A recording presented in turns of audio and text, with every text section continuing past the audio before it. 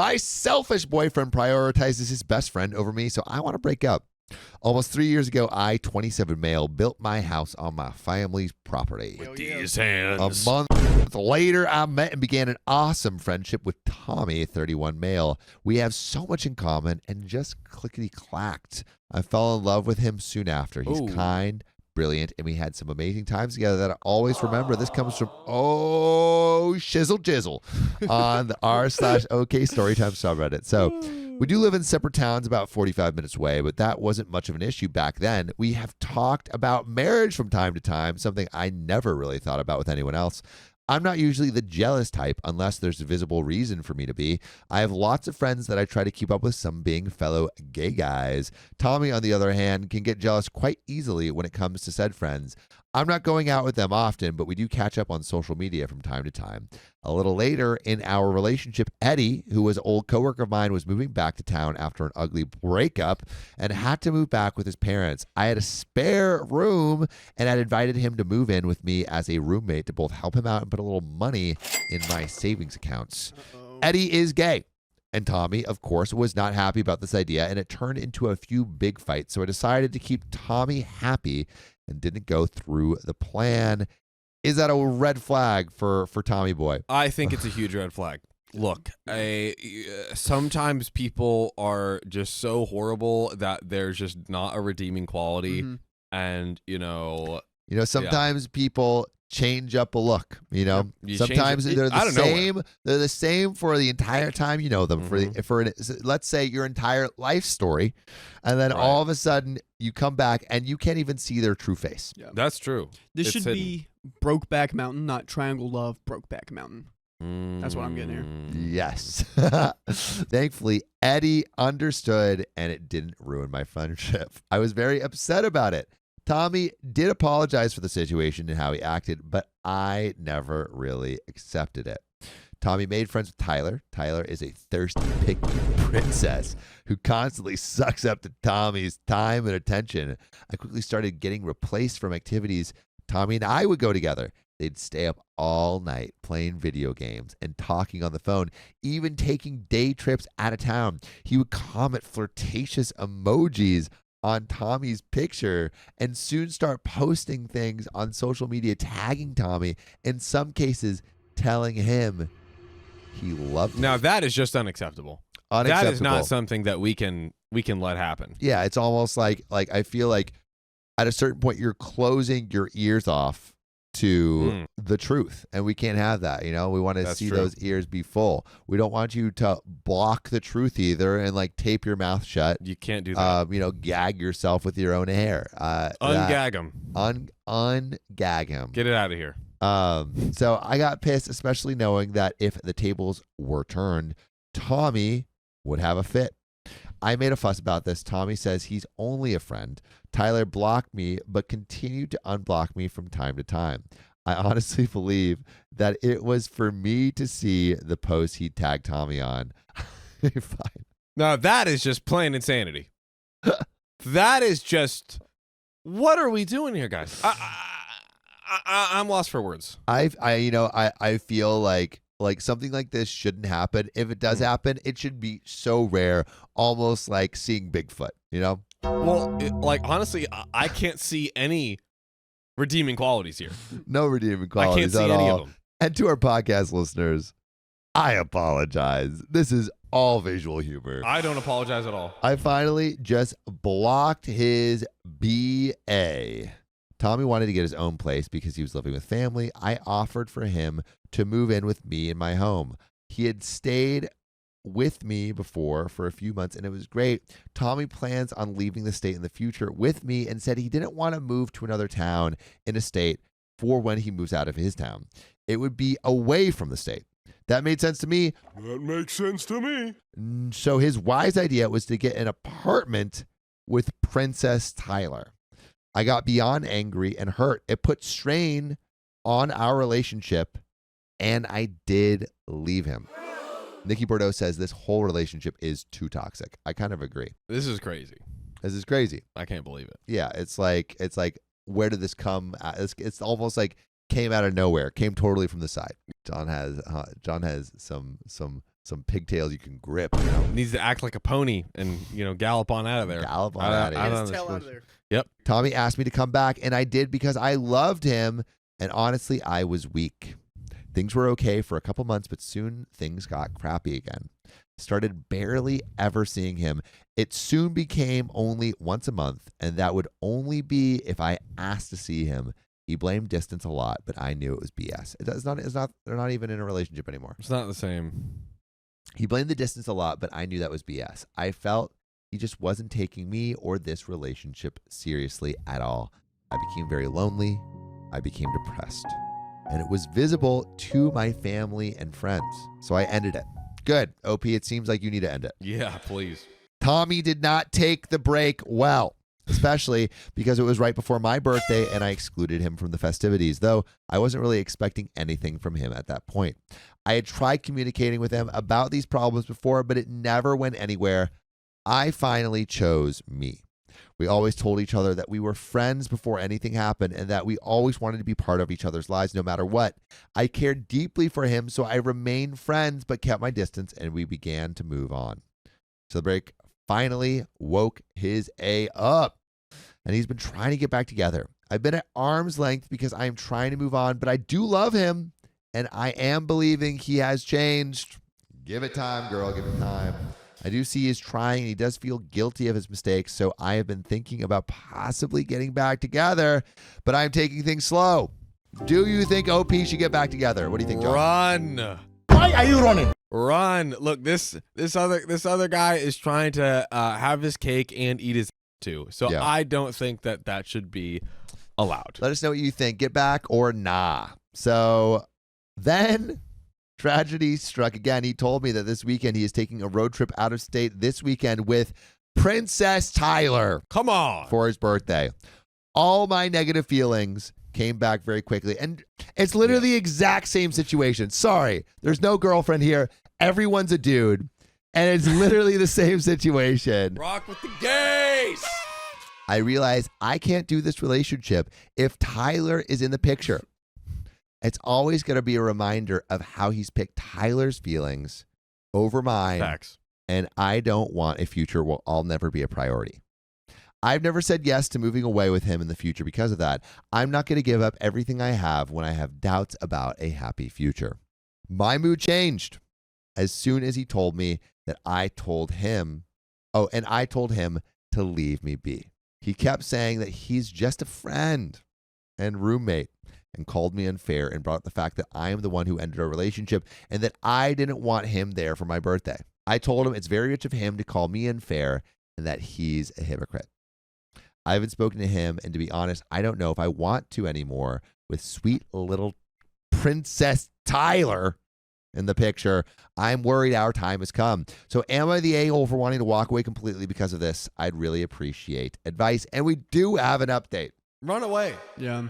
This person is you can't reason with a lunatic. Yeah, so hypocritical. Like so hypocritical. Like OP wants to live with this friend, and this guy's like, no. And then all of a sudden, he's going on road trips and spending all this time with Tyler and literally flirting online, and that's okay? Yeah, it's a loophole. Trying to get into another hole. It's like, it's okay when I do it. Oh my God. But we got an update. So, hello. It's been a while. 7 months to be. 7 months to be, it looks like. I thought I'd share due to events being fairly recent. Tommy and I are over. Hallelujah. Yay. Honestly, I feel like I've finally woken up. I actually came back to read my original post, and honestly, I want to punch myself for how naive I have been. So I stay with Tommy for God knows why over this last 7 months. I went through a few rough times, family related. I was hoping Tommy would be there for emotional support, but surprise, Nope. it was little to none. He started going back to school, so he's busy. So with that and his work schedule, seeing him became non-existent. Yet he would go hang out with anyone else. I had realized we hadn't seen each other in 2 months. Wow. That includes for Thanksgiving, which 1, we had usually spent together, and 2, landed on his birthday. Perhaps he didn't want to do anything because of what happened on my birthday, whatever. So I confronted him about this a long time not seeing each other, which began a huge fight. One thing I did not mention in the original post, because it honestly makes me feel pathetic, is Tommy did not want to make our relationship official. Wow. His excuse had pretty much been that he wanted to get his life together first. 3 years later, I guess the guy will get there someday. He began to argue that I have yet to agree to move away with him in like 2 years, and that's something that stalls us. And I have told him quite a few times that I can't agree leaving everything behind because, like I've said, I don't trust I'll be happy, especially with how crappy things have been between us this last year. He began to say I was selfish for not wanting to compromise, and then went on to say, I have my career to keep investing in. Since you are clearly done progressing in life, you can stay here and relive the same day over and over again. Since he's gone back to school, he's been saying that I peaked in life. Yes, I still have dreams that I'd like to accomplish, but unlike him, I have a well-paying job that I actually enjoy, and I live a rather comfortable life. I kind of snapped and told him that he's a selfish backstabber since all he has done in his entire relationship is choose himself. We are no longer in contact, and I finally feel free. Hallelujah. I just wish I had respected myself more and realized that this guy only cared about himself way earlier. But hey, we all learn from our mistakes. By the way, you can learn from your mistake by not joining us live every weekday at 3 p.m. PST on Facebook and YouTube. We're probably live right now, so come on in. Get on in here. I'm going to go right into this update. So as for Princess Tyler, who the F cares? They can have each other and make each other miserable now. I have my family and friends that I can be happy with and enjoy life with a fresh beginning. I can breathe again, and happy holidays to you. And that is where this story ends. Happy holidays. Happy holidays. Happy holidays. What a go. A saga. What a saga. OP, I am sorry this happened to you, but yeah, the hypocrisy is not something you need to deal with, and I'm glad you left. That's right. Same here. Yeah. Same here. But with that, I think we got to leave, John. Oh, we got to get the freak out of We here. got to get the freak out of here. My roommate is keeping an illegal pet at our apartment. Is it a lion, a tiger, or a bear? Oh my. I currently live in a 3-bedroom apartment, which I share with 2 roommates. We're all 20s female, I found online. Our live-in relationship together has been difficult, to say the least, and I'm mostly just biding my time until my lease is over and I can move out. Yeah, you're living with a bunch of strangers. Unfortunately, I cannot afford to break the lease. By the way, this comes from Snails Are Gross, and if you want to submit your own stories, go to the r/OKStorytime subreddit. I'm Sophia. I'm Dakota. I'm Keon. And we're here to give good advice goofily, but we don't have all the answers. We just cough sometimes. Sometimes. But maybe you have the answers. And don't cough sometimes. So let us know. OP says, one roommate, who I will call Mildred, has caused the most trouble, be it through just overtly passive-aggressive battle tactics, physically manhandling my pet rabbit, resulting in a $300 vet bill, which he did not pay a cent of, What? or throwing parties without giving me a lick of notice. I have a rabbit. She has 2 cats. Our 3rd roommate has a dog. Dang, you got a whole freaking Call zoo it in an there. animal house. Yeah. It is. It's a zoo in there. She, Mildred, is not great at feeding her cats, and they are rather food aggressive as a result. They've frequently started fights with our 3rd roommate's dog in order to get his food. I'm an animal lover, but I really do feel like our apartment has reached its limit on new animal pals. Unfortunately, it does not seem as if Mildred feels the same way. She has recently ordered a pet giant African land snail off of the internet. Now that What? I'm looking is this up. not what I expected. I am looking this up. What? I know what that is, and it's the largest snail on Earth. She just ordered What? a giant It's snail? Yeah, it's like the size of like Is you it know, like your- poisonous? it's like the size of your head. What? Yeah, it's enormous. I don't actually know how she got it here. They're illegal in the US. How did it get through customs? But she managed to get it here. What? Who is Mildred? What is that thing? Snail Who is smuggler Mildred? That is huge. She literally Mildred- smuggled. is the name of someone who would smuggle a snail. I'm gonna be honest, OP. You now have the unique opportunity to very easily get her out of your house. But think about the snail. That's true. The snail won't have anywhere to live Well, they would except probably his shell. Take it. They'd no, probably take it the somewhere. snail has a shell. They wouldn't just kill it. Snails can't be homeless. I didn't actually know about it for the first few months. We work on opposite schedules. I can often go weeks at a time without seeing her, but last week it just appeared in our living room.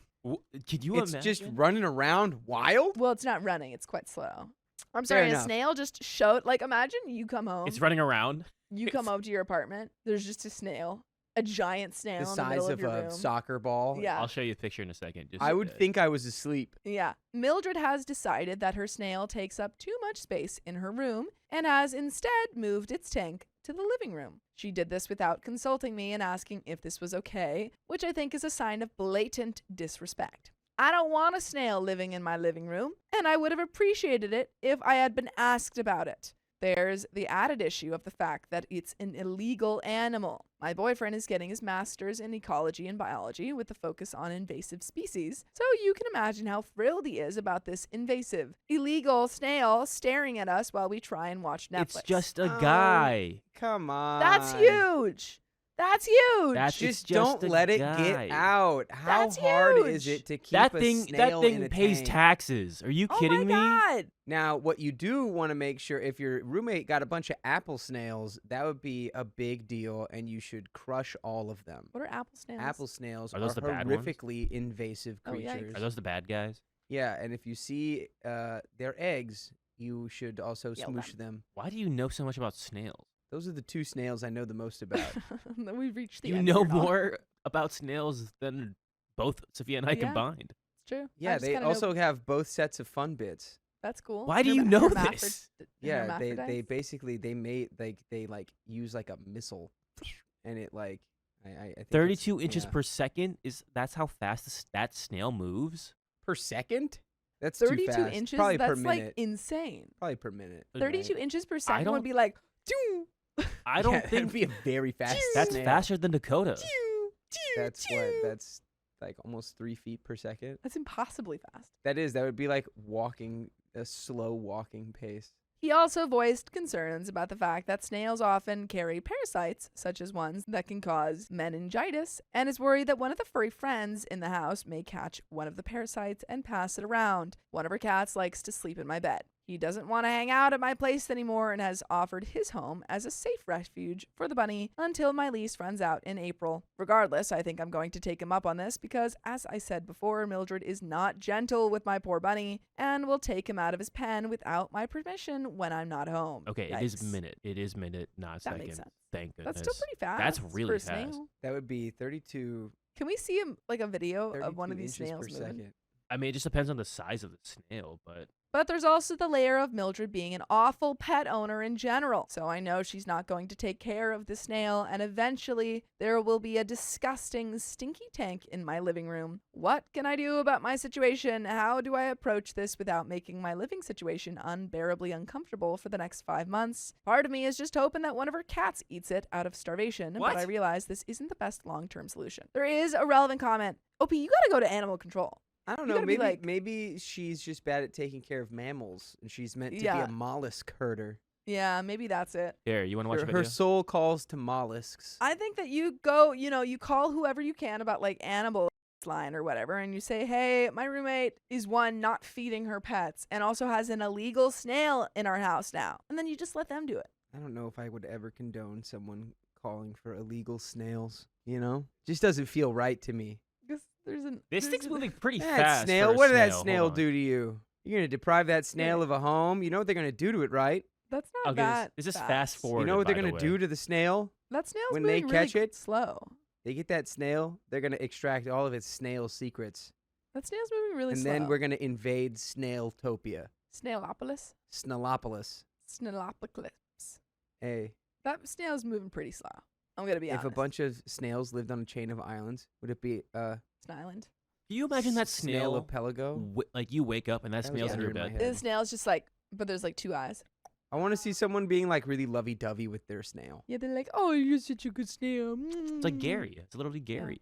But there are some relevant comments. Deleted. First off, what the heck are all of you doing with a bunch of pets in a 3-bedroom apartment? My friend lives on a farm and you're one bovine short of matching his animal count. Second, yeah, it is weird. That would be a deal breaker. Who wants a giant effing snail? I mentally note that this is the roommate who has already accumulated 2 cats. Let's just say I reckon she'll be owning a few more in her lifetime. OP says, I have no idea. It started with her having the 1 cat. Then I found my bunny abandoned in a box in our building's lobby, and I'm a sucker for abandoned animals, so I took him in. Then she felt the need to one-up me, so she got another cat. Then our roommate's grandma passed away, and she took in her dog, which I felt was too much, but I didn't feel comfortable saying no since I had brought a bunny into the mix. Although, to be fair, he just chills in my room and doesn't bother anyone. Anyway, I'm 99% sure that she has a snail to show off how quirky she is, because otherwise, who would know? Her tattoo of an ice cream sundae and her 2 cats clearly weren't enough to show off how much of a special snowflake she is. All right, I don't like this vibe anymore. Dang. Okay? So we've got a whimsical roommate who bought a snail. Yeah. Okay? Where, God forbid, someone have Well, a she doesn't whimsical feed her thing in their cats. life. Yeah, she's a bad cat owner. cat That's owner. notwithstanding. Yeah. Notwithstanding. It is a cool, quirky thing to have a weird giant snail. Get over it. Yeah, you can't beat that. Deleted says less concerned about the amount of animals, although I would find it weird. Anyway, this quote couldn't be better put. Anyway, I'm 99% sure that she has a snail to show off how quirky she is. Yada yada yada. Anyways, you gotta try and move out and slow fade away from her. Like a snail. Like a snail. Like a snail. And you know what they say, snail never fail. Mm-mm. I'm definitely moving out when my lease is up in April. I was considering finding a subletter for a while. There's numerous things I hate about living here. It's not just the illegal snail trafficking. But now I can't even do that anymore because it's like, hey, you want to live somewhere overrun with poorly fed and aggressive cats? If that's not exciting enough for you, what about a snail that can give you meningitis? If so, this is the crap hole for you. Anyway, I'm going to call my landlord tomorrow. I'm sure she won't love an illegal snail living in her unit and see what she can do. And I will also place a call with customs. Okay. That's If the it easiest can way give to you get her out. meningitis, Yeah, that's not very good. that's pretty bad. But can you test your giant African land snail for meningitis? Yeah, I would. That's the question that we got to be asking. It's a really nice apartment, so it would be sweet if she got evicted and then someone who's not crazy could come in. When told to report the roommate, I'm afraid that she'll be able to figure out that it's me. Our other roommate and her have become best friends, and it's often the two of them ganging up against me in household issues. So I'm sure she'd assume that it was either me or my boyfriend, since he's getting a master in this stuff, and then she'll make my life unpleasant. And when told it seems her friend cannot take care of the snail, she's 100% going to set it loose when it gets boring, or she will leave it to pass away in the tank. 50-50 odds. I'm gonna report it. I really don't care. My boyfriend just had me read a part of the paper he wrote about snail parasites, and I'm too skeeved out and don't want this thing in my home anymore. I know there's no happy ending for the snail here, which I think I'm the most upset about. The poor guy just wants to slug around and eat lettuce. It's not his fault he's an illegal immigrant. Come on. An undocumented Aw. immigrant. Come on. Aww. He didn't want to be taken from his home. He just wanted to live his snail life in Africa. He was whisked away to a new land. Shout out Gary. Shout out Gary. Well, yeah, what's the snail's name? Gary. His name is Gary? We just decided. I dub thee Gary. Comments. Hickory Cat says, Hi OP, I'm a snail keeper and have kept gals in the past, presumably giant African land snails. I'm in the UK. Firstly, the fact that she brought the snail into the US is, of course, extremely irresponsible and selfish. However, lots of people in this thread are commenting on bacteria and parasites. The only chance of getting parasites or snail illnesses, including the lungworm parasite, is if the snail is eaten without being cooked or properly, or if the snail is inappropriately handled without hands being thoroughly washed afterwards, and then touching lips, eyes, or nose or food, or if she's doing something crazy like kissing the snail. Of course, you should absolutely keep the animals away from the snail and its slime due to the risk of them having a lick or trying to eat it. Also, the risk of parasites like lungworm depend on where the snail is from and whether or not it's wild caught. In a snail that's been captive bred and kept in captivity its whole life, the risk of dangerous parasites is extremely low. In a snail that's wild caught, the risk is higher. If possible, try to ensure that she is thoroughly washing her hands after handling the snail or anything in the snail's tank. However, that said, I would really not worry too much about the chances of catching anything as long as the animals aren't allowed direct contact with the snail, or anywhere unless you're planning on eating it raw.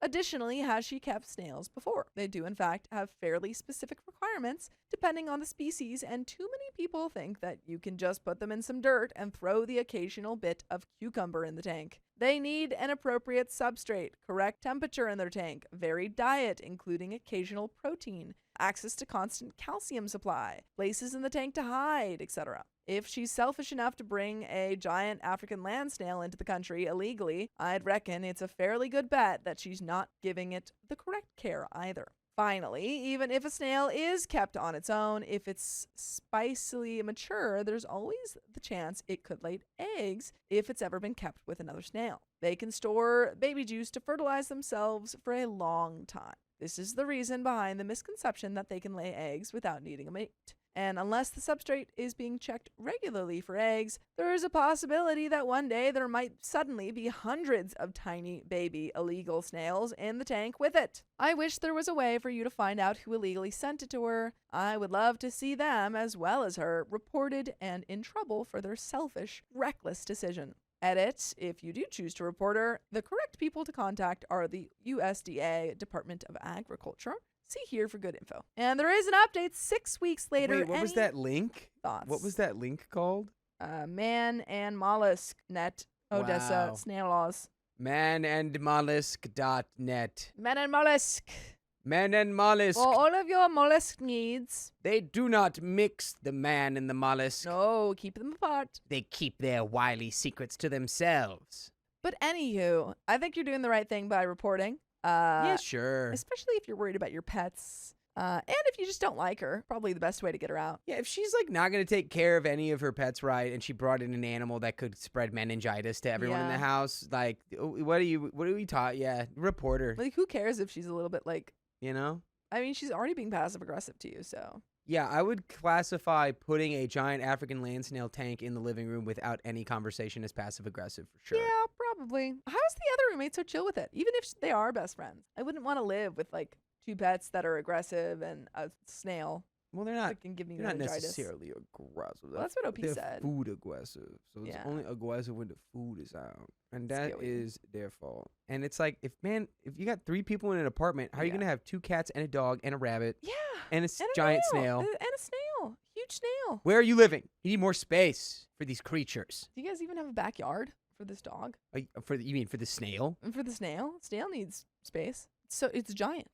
6 weeks later, going to warn you all right off the bat that this update is a smidge anticlimactic, but I've been receiving a few messages wanting to know what happened, so here goes. I called my landlord the Monday following the post to explain the situation, and she was awesome about it. She informed me that she does an annual inspection of every apartment in our complex the second week of January, so she'd deal with it then. So I sent my bunny to live with my boyfriend and waited until then. Inspection day rolled around, and shock of all shocks, our landlord stumbled across the illegal snail. She took it and told me it was dealt with by immigration and evicted, quote unquote, all of us from the apartment because having an illegal, potentially parasitic carrying snail in your apartment is not allowed in the lease. Basically, she let us all break the lease with no consequences. Yay! Wow, that's great.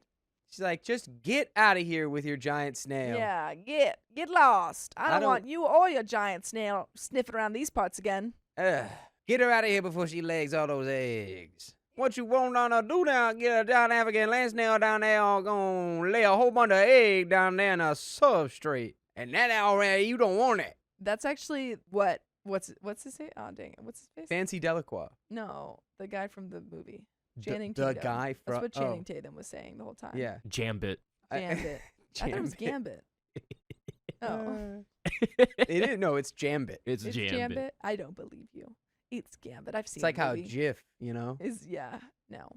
Wrong. It's Gambit. Anyway, that's what Gambit was saying the whole time. He was just talking about a giant African land snail He and no one was. could understand him. He's talking about their eggs. But we got more. If the other 2 girls were going to contest the lease breaking, she was going to pursue further legal action for having an illegal snail's potential parasites potentially impacting all of the units in the building. Potentially. Potentially. I don't know if my landlord really had much of a leg to stand on legal action, but it was enough to scare them out. I don't know where my other 2 roommates are living now. I don't really care either. She let me immediately sign back onto the apartment. Sick landlord. Yeah, Landlord landlord, for the win. pro landlord. Which is awesome because it's a really great apartment. Well connected to transit, a 5-minute walk from my favorite restaurant, and only a 17-minute walk from my work, etc. My boyfriend moved in with me. This is all working out so perfectly. Yeah, this is we are just chugging right along. Unless if your boyfriend's a snail. Yeah. And my best friend and his girlfriend are moving in February 1st.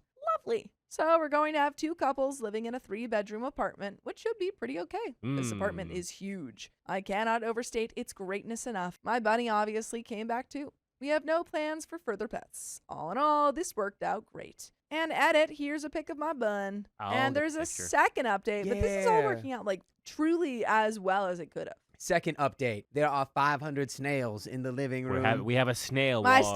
the snail laid eggs. They're everywhere. They laid eggs We've been in my overrun brain. by Aw, snails. that's a The cute snail bunny. is Hold now on. typing to you now. Yes, the snail took over my body. Yes. We are hive mind. We are writing about our beautiful apartment. There are thousands of us you do not know. We are coming. Because I know everyone wants to see this. Bunny. That's a cute bunny. Bunny, so cute. Shame on her for manhandling your rabbit. Yeah, wait, no, I forgot that was at the beginning of the Yeah. story. Mildred can go kick rocks. Yeah, get out of here, Mildred. But there is an update. 11 years later? Dang. Are you still with your boyfriend? The snail is a Do you have your full-fledged bunny adult. still? Probably not. Bunnies only live like 3 years. Hey, this was actually me on a throwaway many years ago. Part of this post made me cringe because of how judgy I come off. But I was 22, so I'm going to give myself a bit of grace there. Yeah, hey, cool that you recognized that, Yeah. I don't have much to add in terms of a 10 years later update, but if anyone's interested, the boyfriend I was with at the time and I broke up long ago. The bunny also unfortunately passed away about 6 months after that post. He started having occasional seizures out of nowhere, and the vet wasn't able to get to the bottom of it before he passed away. I think maybe his seizure thing was pre-existing and that's why he was abandoned in the box. He was a great bunny though. Oh. My then best friend and his girlfriend never ended up moving in, which put us in a bit of a bind, TBH. There was a lot of drama around them saying they'd move in, but then not actually following through, so we haven't actually spoken in a decade, which is for the best. The ex-roommate blocked me on social media shortly following this, so I have no idea what she's up to. There was a rumor at one point that she had gotten a second snail and was trying to breed them to sell the snail babies, but it's largely unsubstantiated. That would be crazy. She just became an illegal snail breeder? Yep. Me, you know me. I'm Mildred. I'm, come from a long line of snail folk. You kicked me out of the apartment, and I gotta find another way to live. Would you call that a trail of snail folk? Long trail of Yes, snails. the family trail of snail. Yes, my name's Mildred Snail. Mildred Snail. Nice to meet you, Mildred Snail. Mildred Snail, nice to meet you. I have thousands of snails. Please buy them. Please, They there's too are many. they are taking up a lot of space and they live for a long time. Actually, I think the giant African land snail can live for like 30 or 40 years. Dang! Can you look, somebody look that up? I That's will. so Can we long. get somebody on that and double check that I I'm not will. full of crap? I mean, are you? Every so often, I Google her out of curiosity, but can't find anything. She's completely fallen off the grid. Maybe she's living her best life as an illegal snail breeder. Maybe she's moved to Africa where her beloved snails are native to. Who knows? A coworker recently moved into that same building. I told her I used to live there and regaled her with the snail story. All right, here you go. Oh boy. Giant African snails, or referred to as gas, live around 5 to 7 years. Oh. Not that long. Some can live up to 10 years, Okay, but that's 5 pretty to 7 long. years is the average. I was very wrong.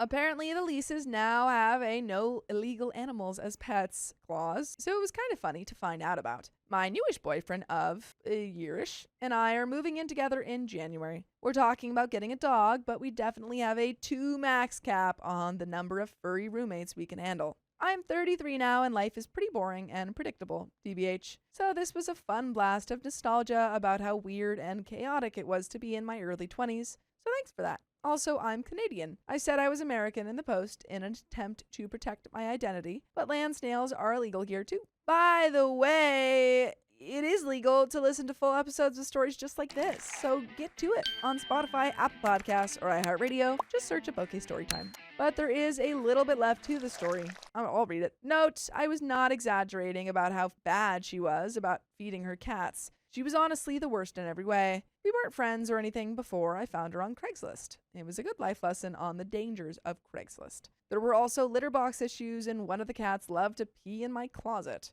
But obviously, I didn't just let her cat starve. I avoided home whenever possible because it was a hostile living environment. But when I was home, I was always giving them extra food. I was 22 and I was doing my best with those cats, okay?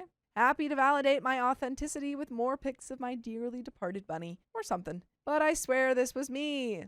And that is the end of that story. We believe you. We believe. We believe. But we believe in your truth, in your snail truth. yeah, I believe. I believe. It seems like everything kind of worked out for you, though. So good job. If there was a storm and snails fell from the sky, would you say it's snailing? It's snailing. Yeah, I would say that. How did you That's know? gotta have happened at least once, Yeah.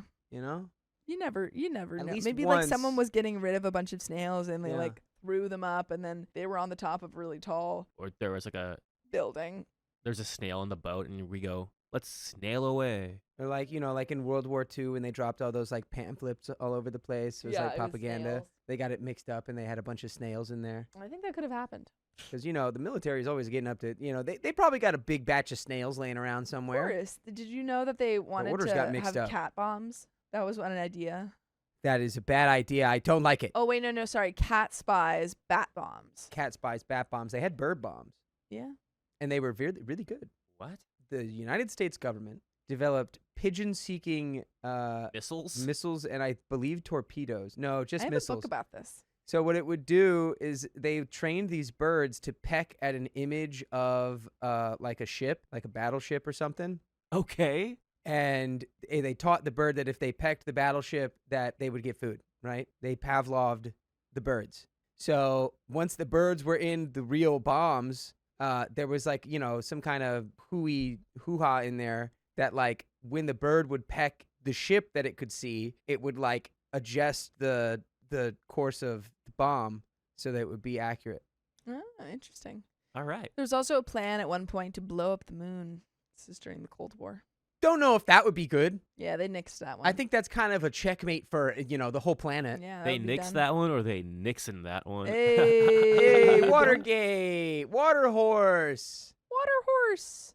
Conformity I'm gate. gonna turn the air off because it's cold. Okay. Chilly, chilly.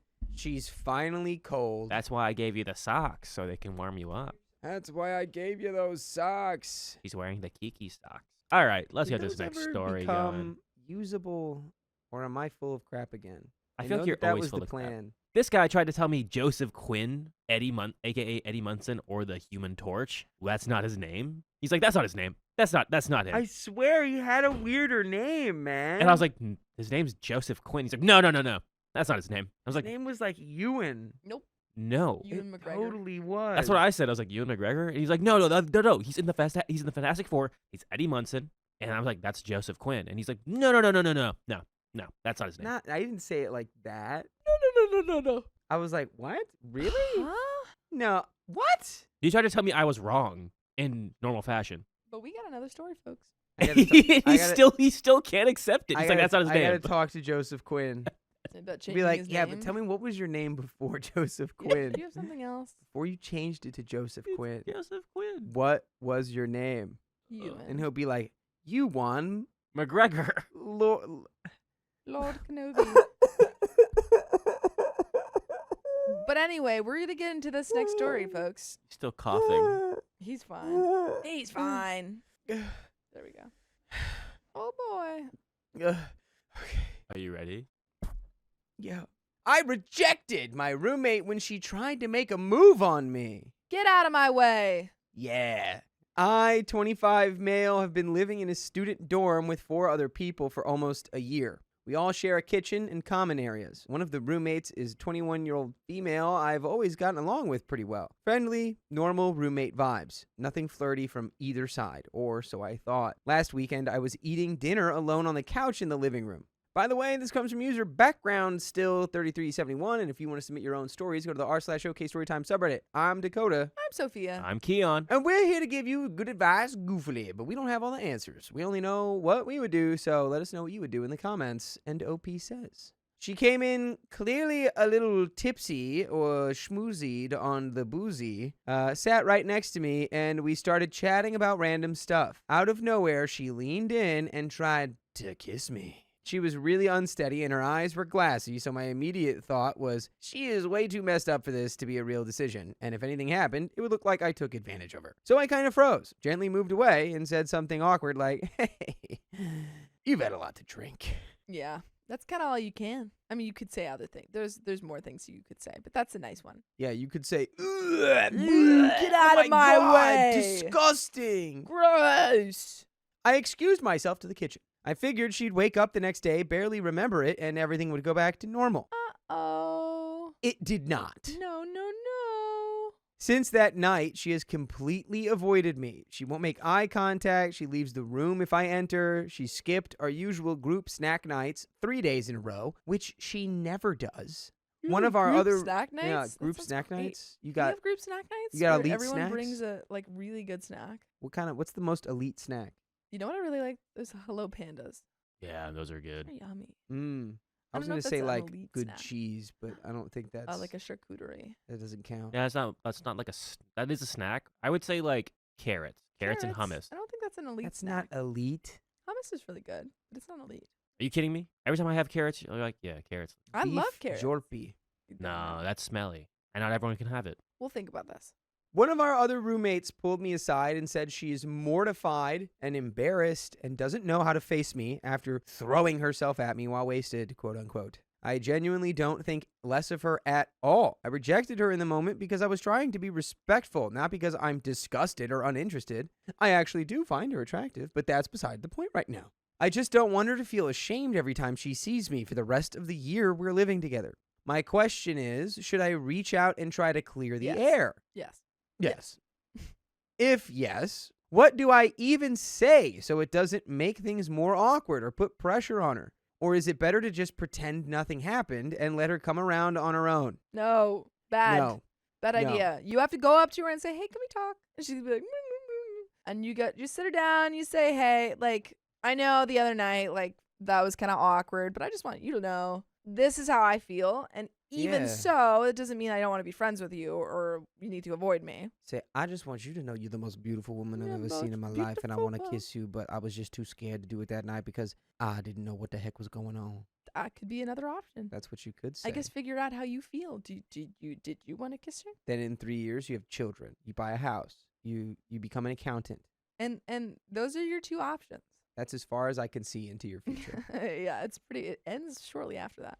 I don't want to make her feel worse, but the current silent treatment is painful for both of us, and the vibe in the flat is off. And we have some comments, but should we just get into them? Let's get into them. I feel like we've given advice. You must speak. Speak your truth. Brief Temperature 49 says, definitely talk it out in private. You have already described perfectly what it was, and that you didn't reject her, but the state she was in. Of course, if you think there is mutual attraction there, it's, of course, actions to consider. OP says, I can see she's attracted to me, and even I am attracted to her. Okay. Maybe I would have kissed her back if she was in a steady state. Okay. But I really want to tell her now that I have a crush on her, but she isn't facing me or even not replying when I wish her good morning or hello. I don't know what to do. I will write a text to her telling I want to talk to her in private. I think you go up to her. She lives with you. You go up to her. You say, "Hey, I need to talk to you," and you go, "I really need to talk to you." And you get her to come in another room, and you say, "Hey, the only reason I didn't kiss you the other night is because I didn't want to take advantage. I just I didn't know really- if you were yeah. really about it. But I'll go out on a limb here and say I wanted to kiss you. I'm going to kiss you right on your mouth. I want to kiss you right now." Where else? Would Let's you... kiss. Oh, okay. I That's think what you should say. Say nothing, but let's kiss. Let's kiss. Let's Let's kiss right switch. now. That Just be honest. probably won't work, but okay. Probably wouldn't What work, if we but kissed be honest. At the McDonald's drive. At the McDonald's drive-through? That seems like you're holding up the line. Slow kisser You know over what? here. I was gonna say Slow kisser alert. You just I give one kiss kiss. like when a you when bolt you of when you have your lightning. first kiss Go, with someone you have a crush on, time just stops. yeah, it goes for You're a 1 time second. machine. You stop time. You're a time There machine. you go. Well, we've got some more comments from Sprim Flop. Sprim Ha. Yeah, man, she's basically hiding because she's mortified, not because she hates you. A simple, low pressure, hey, we're cool, you didn't do anything wrong, I just didn't want to take advantage, goes a long way. Keep it light, keep it short, and let her take it from there so it doesn't feel like you're cornering her. And there's an update from a day later. Fix it, fix it, fix it. They're Fix it gonna right have now. babies. They're Go gonna kiss have its babies. girl. They're gonna Kiss, have kiss, babies. kiss. Babies, babies, babies, babies, Snails, babies, snails, babies, snails. babies, babies. Having babies like snails. And that's a lot of babies. Mm-hmm. 1 day later. Some of you asked for an update. So, Yay. yeah, here we go. Yay. I have given link to the original post. I took everyone's advice and just sent her a simple text yesterday. Hey, everything's totally fine from my side. No weirdness at all. Can we talk for a minute whenever you're free? 5 minutes later, knock, knock, knock. Do you do that same sound when your boyfriend comes in for a kiss? You go, Yeah, of course. "Yeah, okay. Carly does the same. Does your girlfriend do that? No. Oh. Oh, that sucks. She goes, What is that? she goes anyway. I gotta talk to your girlfriend. He's allergic to you. No, Yeah. she goes, yay. Still gotta talk to your girlfriend about that too. I go, kiss. Your girlfriend turns into Kermit the Frog. Yeah, she hits a Kermit real quick. And then when he doesn't kiss me, I go, oh. He goes, why are you making that noise? I go, and he goes, Are you a chihuahua? Why are you gurgle growling? yeah, he goes, what's going on? I go, Anyway, she looked super nervous, immediately started apologizing for basically throwing herself at me while hammered, and I just laughed a little and told her it wasn't really a big deal, and that I only stopped it because she was way too wasted, and I didn't want things to be messy, and wanted neither of us to regret it later. By the way, you would never regret listening to full episodes with stories like this one on your favorite podcast platforms like iHeartRadio or Spotify or Apple Podcasts, or wherever you listen to podcasts. Just search OK Storytime. And there's a little bit left of this story. it seems like we're on the right track. I think they're getting married. I think they're gonna they're having kiss. babies. I think think they're they're about gonna to kiss live right now. a long and fruitful life. I think they're about to kiss right now, or more, I think they're about to kiss. or more. Oh, Whoa, Keon. she's That's inappropriate. totally about to kiss me, isn't she? Yeah, let's find out. I need to know. What Did if they what if kiss? she's a bad kisser? Kiss. Oh, Okay, that's okay. tough. What if Okay. yeah? That would be tough. Then I took a deep breath and said I actually really like her and have for months. She went quiet for like 3 or 4 seconds, got this huge smile and said, wait, really? And then basically launched at me for the longest hug ever. And she said, "I'm friend zoning you." She said, I don't even want to know you. She's like, that's so great. Now I can reject you. Yeah. This was really just about getting rejected. Yeah. No, she told me she likes me too. And I gave her a kiss on the head On the head. and asked her out. What? So What kind of head? What? So we're going out for dinner and drinks on Saturday. She already promised no over drinking, and I will try it out sober this time. Okay. Honestly, I feel like I'm floating. Okay. Thanks to everyone who told me to stop overthinking and just text her. You guys saved me from months of awkward hallway dodging. And we have some comments from Depression's final form. Gosh. Good on you for turning her down while wasted and doing it the right way. You're a good lad. Yay. A good lad. Yay, what a happy ending. I want an update. How did the date go? Are y'all married? Are you all married? How many kids you got? You're getting married? Kiss on the head is Yeah, that was Yeah, that's. interesting. I would That be. was strange. Like I don't know.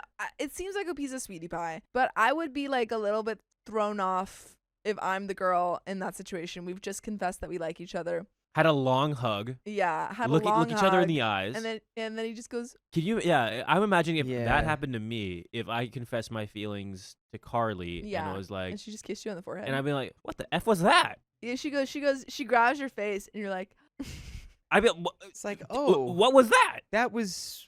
I mean, it's kind of sweet. it's sweet. It is sweet. It's kind of sweet. I just think I would be expecting a little kiss on the lips. Gross. That's how germs are spread. That's how snails are spread. You kiss a snail on the lips, now you got yeah. meningitis. When Anderson Everybody's says- talking about big old snails. He wants the first kiss to be a thing. Yeah, it seems like he wants it to be like Magical, special, which is cute. mystical, magical, Benson Which Boonicle. is cute. Yeah, that's fine. Hey, Ming Ming.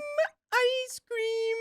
Thank you for the 422. Just wanted to share a Christmas miracle. I found my dream job and signed my contract literally on the 25th. Yay. Christmas. I'm now working remotely for an art gallery based in California. I'm so happy. That's so Wow. exciting. I love Working that. for the gallery. What gallery do you work for? That's really I want to buy some art from you. exciting. Give me all your art now. Give me us all your your art art. now. Give me us all all of your art art. now. All your base belong to us. All your fart or belong to Mart. It still belongs to Dakota What? What? because you're stink. Hey, look at me in my eyes.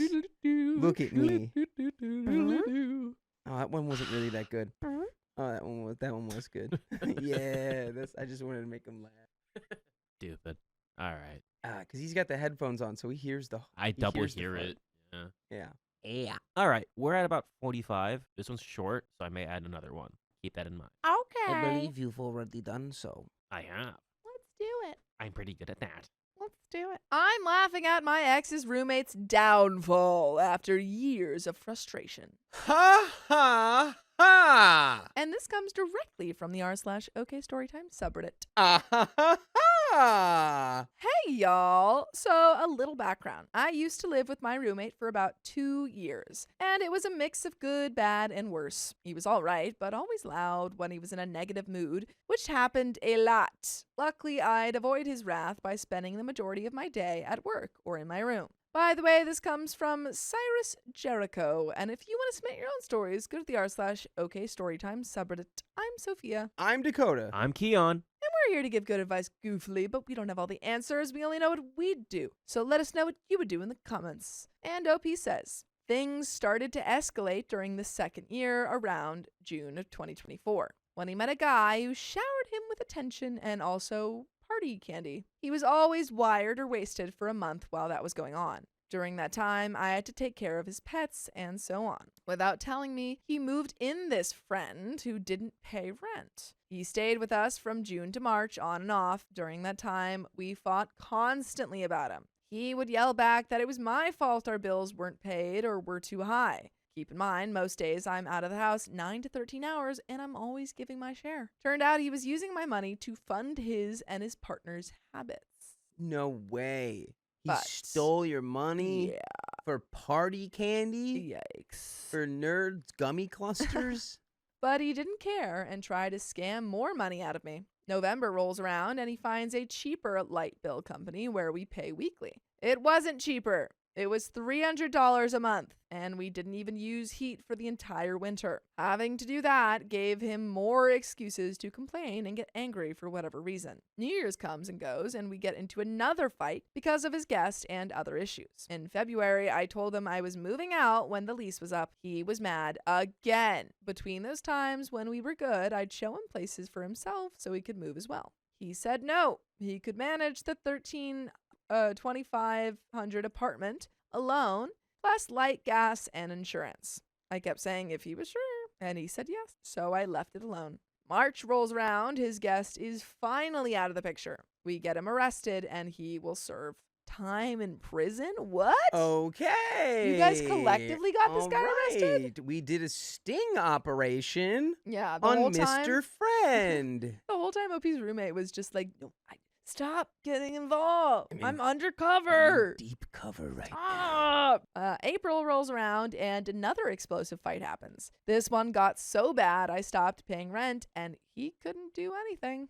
Same with May and June. In June, things got physical because he went in my room and started taking things out. I got tired of it, and luckily I kept recording our fights as a just-in-case scenario because I've read a lot of Reddit stories that say evidence is always helpful. Well, that is true. Sure is. Sure is true. Big truths.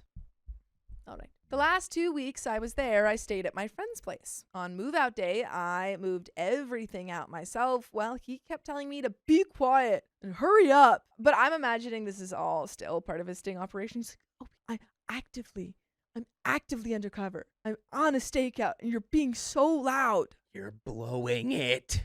You're blowing it. Another fight happened, and I threatened him with the police, DPS, and disability. He shut up and left for a while. What I forgot to mention is that he is on disability, which isn't considered a disability anymore because there's medication that helps. and millions of other people have it and are living their lives to the fullest. TPS because he has fake tags on his car, and they are looking to repo it. Now, a couple of friends think I'm the a-hole. I spent the whole month of July alone enjoying the peace. Yesterday, I saw a GoFundMe regarding my ex-roommate on a couple of my friends' pages, and I started laughing at the irony. I started talking to my group of friends about it and making jokes. Well, someone said I should have sympathy for him and his dogs. I said screw him. I tried to help, but he wouldn't budge, and I'll enjoy seeing him on the street. Other people agreed with me because they had seen his anger and read about it on Facebook, painting me and others in a bad light. He has another roommate who pays his portion of the rent every 2 weeks, and now he doesn't have the money. By the way, I'm also his neighbor, so I will see everything. But anyway, am I the a-hole for enjoying the downfall of my ex-roommate? And by the way, it would be your uphill. All right, Kate Bush. You would be running up a nice hill if you listen to full episodes of stories just like this. Just go to Spotify, Apple Podcasts, or iHeartRadio and search up OK Storytime. Keep running on the road. Yeah, that could be you. That You could be you. Kate Bush. You could be Kate Bush. But there is an update, folks. Any final thoughts? I think reveling in the suffering of others is poison for the heart. However, this is somebody who did make your life a nightmare, and you were in a physical altercation with them, and they were stealing from you, and were making your life just bad. It was making your life bad. And so, I'm shocked that all of your mutual friends have, or some of them have taken his side. Yeah, just to be like, did they know about all this? oh, just show him sympathy, and it's like you, poor little guy. you could. Or I could It's not. easier to show sympathy when you weren't directly involved with the situation. That's really what it is. Yeah. Update. My other ex-roommate who was living with us has told me that he is going to pull a disappearing act. He told the leasing office he is moving and isn't going to pay the rent for this month. While doing that, he is leaving that roommate all alone and soon to be homeless because he can only pay the rent. Not the other guy. Apparently, he is running because he also lied about his information when he applied and got accepted for a specific credit card. They emailed and mailed him something, and supposedly he could get arrested for fraud or something. He's running off to another state, which he was dumb enough to post on Facebook. Oh, this guy's not an undercover agent.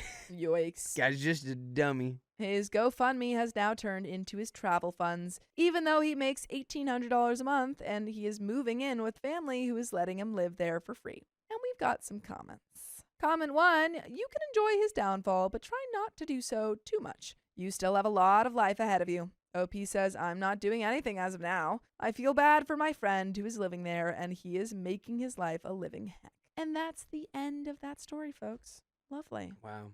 Sometimes people get your karma. problems don't fix themselves, and sometimes your problems get a warrant out for their arrest for fraud and have to leave the state. And then you wipe your hands of them. And sometimes you get a good feeling. That tonight That is true. is going to be a good night. And sometimes you have comments to read. We're gonna do And that. tonight's we gonna Sometimes you have be another story. I lied. a good night. Sometimes you have a second or I've fourth got story a to read. feeling. They just turn into dogs. Which one is it? I got a feeling. Ow, ow, ow, ow, ow. Oh, that am I the a-hole for tonight's distancing gonna myself be from my Yes, friends? that one. a good night. La, la, la, la, la, la, la. What's the best Black Eyed Peas song? Think very carefully. Why isn't this working? Let's get it started. It's not working. The read link. Huh? Yeah, I'm sorry. You've got to be kidding me. Oh, fixed it. Okay. Everything's fine. I was freaking out. Don't worry, everyone. I am on the case. I fully freaked out, dude. I'm on the case. Where is the love? What? By the Black Eyed Peas. Where is it? Exactly. Where did they put it? I mean, I left it right Where there. is the love? You gonna call me and say, where is the Where is love? I the left it on the love? dining room table All right, here you go. with a note on it. It said, "Here's the Said, love." Here it is. Alrighty, let's do it. Bum, bum, bum, bum. Bum bum bum bum Bum, bum, bum, bum. Let me test this. I just want to see how it looks. Bum, Okay, bum, dokie. bum. I'm so afraid of my roommate that I only leave my room with an active sound recorder. Oh my goodness. You gotta have proof at all times. I've been living in a co-ed student house for a few years now. A month ago, one of our old male roommates moved out and a new guy moved in his place. We all have small separate rooms but share the bathroom and kitchen. By the way, this comes from Single Pringle Mingle on the OK Storytime subreddit. So at first the guy seemed fine. He said he liked cleaning and was honestly quite charming. I'm a bit of a chatterbox, so I took on the role of warming him up to the place. I showed him where we keep stuff, explained the cleaning schedule, and let him know that although we have our own cooking utensils, we usually just share them for convenience. He seemed very happy with that and even brought his electric kettle for the rest of us to use as well. Life seemed good. For a while, at least. We're both night owls, so we bumped into each other in the kitchen and chatted a lot during cooking. However, our conversation started getting weird and uncomfortable. One time, he mentioned me having a very vegetarian diet. Later, following with a lecture how he eats meat every day and I should too. I just shrugged and said that I'm doing fine with my veggies. But since he works out a lot, it's normal for him to eat a lot of meat. I let him try a bit of my guacamole when he suddenly offered me a small plate of a dish from his country. He said it was rice fried with potatoes and spices. I don't believe him. I don't either. I don't believe him. After I took a few bites, he suddenly decided to mention that it contains pork as well. You freaking suck, dude. You freaking suck. If that wasn't weird enough, 2 days later, he came to me and out of nowhere asked, when am I cooking something for him? When he saw me being very taken aback, he tried to play it off as a joke. Me being petty, I made him a bowl of soup that was way too spicy for him and watched him suffer while trying to finish it. Nice. Excellent work. I thought he learned his lesson, but apparently not. Strange remarks continued. He noticed one of my plants getting dry. I must have forgotten to water it. He started laughing that I must enjoy unaliving things and that it used to be the same way back at his family home. That is a red flag. Super big red flag. He would buy farm animals only to unalive them a few days later. Psychopath. You do that here? Or like, No, or on his in there? home. Well, maybe they're like, I mean, I don't know. I feel like things are different in other places. Yeah, You know but what it I mean? seems like he's specifically saying, oh yeah, I love doing that. I used to like buy animals and just kill them. I mean, sorry, and just unalive them. Yeah. That's the vibe it's giving. It's How not you- like, oh, I was on a farm and I had to unalive an animal. It's just how it goes. Yeah, it seems like he's being like Yeah. intentionally Creepy. insensitive about it. And it was one of his favorite activities. Yeah, okay, there we go. I tensed up and said that I don't think these things are comparable at all. He shrugged it off as if he hadn't just said something so out of pocket. Then, without asking, he grabbed my water filter jug and starts watering my plants with it. Then he just left it empty on the counter and walked out. I was too dumbfounded to say anything. On a few separate occasions, he also started commenting how good, well-behaved, shy, submissive, etc. I was. Oh no. OP, you need to get out of there. Yeah. Or like report him. If this is student Yeah. housing, absolutely report him. This is unacceptable behavior. Yes. Every time I protested it, but he always said that I look like it, so I must be it. I want to throw up. My last straw was him taking one of my decorative hand towels and permanently staining it. Aw. Our cleaning cloths apparently have ran out, but instead of buying new ones and asking to split the cost like we've been doing all the time, he decided to take the towel and use it as a cleaning rag. In the morning, I told him that we will need to talk about something in the evening. During that whole evening, he hid in his room. When I confronted him about it the next day, he literally stood over me and started yelling at me. He said that it's just a stupid towel and it's meant for cleaning anyways, and that I'm stupid for yelling at him for cleaning. I told him not to cut me off and derail the conversation. My point was that he has to be respectful of all the belongings in the house, shared or not. Then he started yelling even louder that me and the third roommate, also a girl, are not allowed to shower when he sleeps because that's disrespectful to him. I told him that I will not stand for this and that all he's doing is trying to change the topic. Then he scoffed at me and said that if I don't want my stuff touched, then I shouldn't keep it in the kitchen. So it's basically my fault for leaving it there. Right. I can't write the whole conversation here, but those were the most important points. After that, he noticed me holding my phone in my hand. I had secretly turned on sound recording because I was getting very scared. He yelled at me, "Why do I need my phone right now?" So I told him that he knows dang well why. He left the room acting as if I just offended his whole family. After that, he pretended to ignore me, but in reality, he was glaring at me all the time. He was also obnoxiously slamming all the cabinets and loudly sighing anytime I entered the kitchen. For context, ever since he moved in, he was using my pots for cooking. They are very characteristic red enamel pots that can also double as deep frying pans. I understood why he liked them so much. These are dang good pots. I didn't have a problem with it, but I noticed that they were often left dirty in the sink overnight or only cleaned on the inside and left to dry with all the dirt and gunk still left on the outside. He would also leave out his dirty dishes on the counter that would just sit there all day as if he was checking if one of us girls would clean after him. The dishes and cutlery he washes are often left with visible food chunks and sauce stains. He also leaves all the knives blade side up on the dryer. It's as if he's leaving out little traps and messes for me and the other roommate, and then goes around the house and obnoxiously announces how messy the house is because one of us accidentally left some hair in the bathtub. I see how it is. He's pedantic only when it comes to me and the roommate cleaning. The second straw for me was when he hid one of my pots in his room all day, and when asked to bring it back, he not only gave it back dirty, but also without the lid.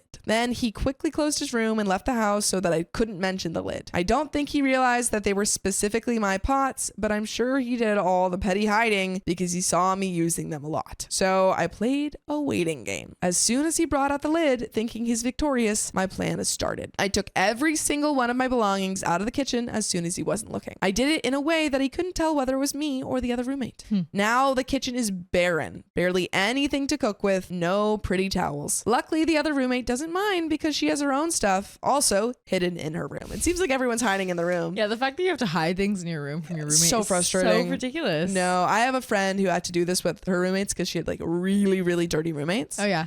Who just like would leave all of their stuff in the sink and stuff, and so she just took to literally keeping everything in her room.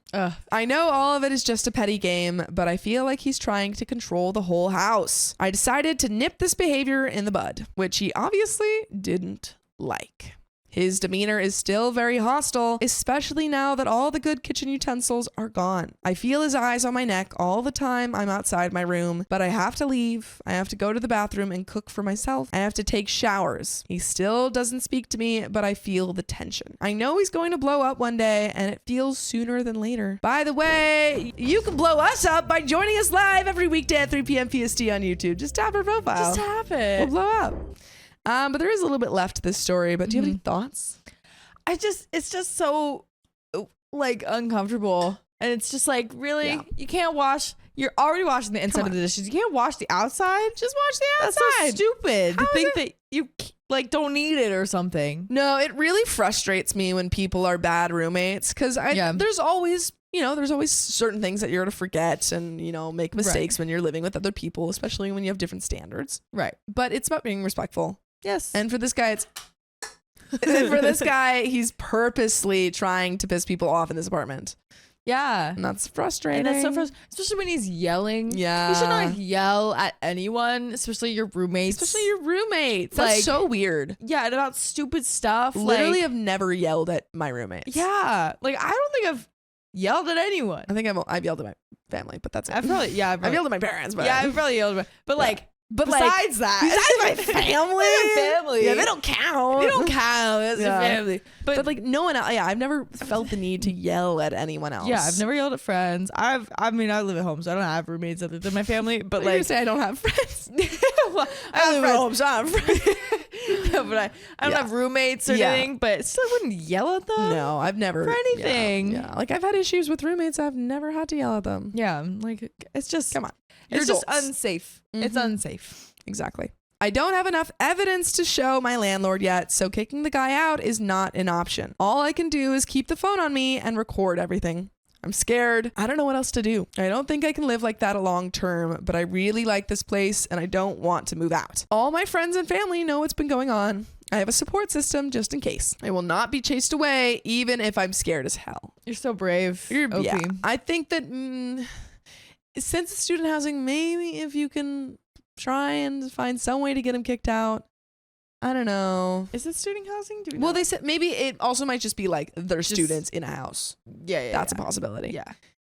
But yeah, see how long this lease is going for Yeah. because this isn't good. I feel like you'll be able to get some proof with those Yeah. recordings. Yeah. If you're like, because I feel like, I don't know. I mean, I don't know how it works, but I would assume and hope that like yelling like that or something is like grounds enough. for, yeah. It's grounds for not feeling safe or for getting someone kicked out or something. Hopefully. Hopefully. But that's the end of that story. We wish you luck, OP. My flatmate thinks I tampered with her food and wants the police involved. Letter column. I, 20 female, am sharing a house with 2 other girls, one of whom is a close friend, and the other girl, Marta, 21 female, who I didn't know before we were living together. Marta knocked on my door this afternoon and asked to borrow nail polish remover. I don't own any. Then she handed me a jar of mayonnaise and asked me to smell it. It smelled really strongly of chemicals, and it did smell a lot like nail polish remover. She was really upset and asked if I had played a prank on her. By the way, this comes from Chocolate Kettle, and if you want to submit your own stories, go to the r/OKStorytime subreddit. And I'm Angie. I'm Carly. And we're here to give good advice goofily, but we don't have all the answers. We just know what we would do in this situation, so let us know what you would do in the comments. I said I hadn't, and she got even more upset. Apparently, there was dried glue on top of the mayonnaise as well, and she said that she's going to go to the estate agents or the police to complain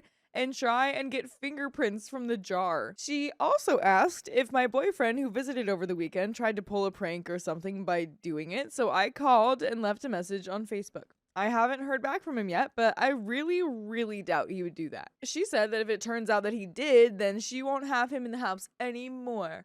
We're long distance and he visits me every 2 weeks. My other housemate has gone home for Christmas, so I know she couldn't have done it, but I also know that I didn't do it. Marta's really upset and angry with me. She didn't outright accuse me of doing it, but she gave me back a jar of peanut butter that I had given to her. It was in a care package and I don't like peanuts. And said, someone's got to start telling the truth, and if you have a problem with me, then tell me, etc., etc. I really didn't do it. I don't know how her food got messed up, and I'm worried that she's going to try and get me punted out of the house or something, but I really don't know what to do about it, and I'm going to check all of my food later on. Any advice, please? We do have some comments, but I would love to hear yours. Oh my god.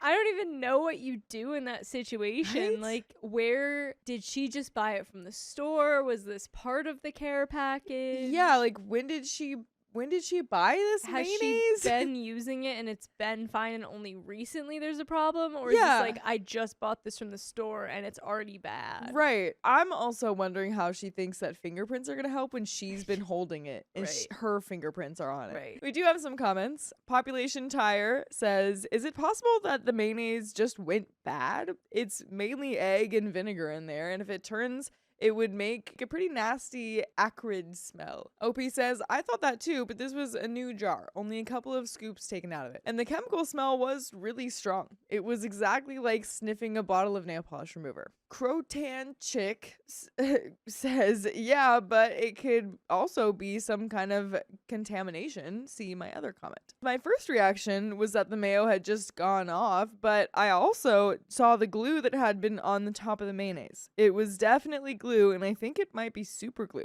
The chemical smell is one thing, but actually seeing dried glue with mayo in it means I know the food was tampered with.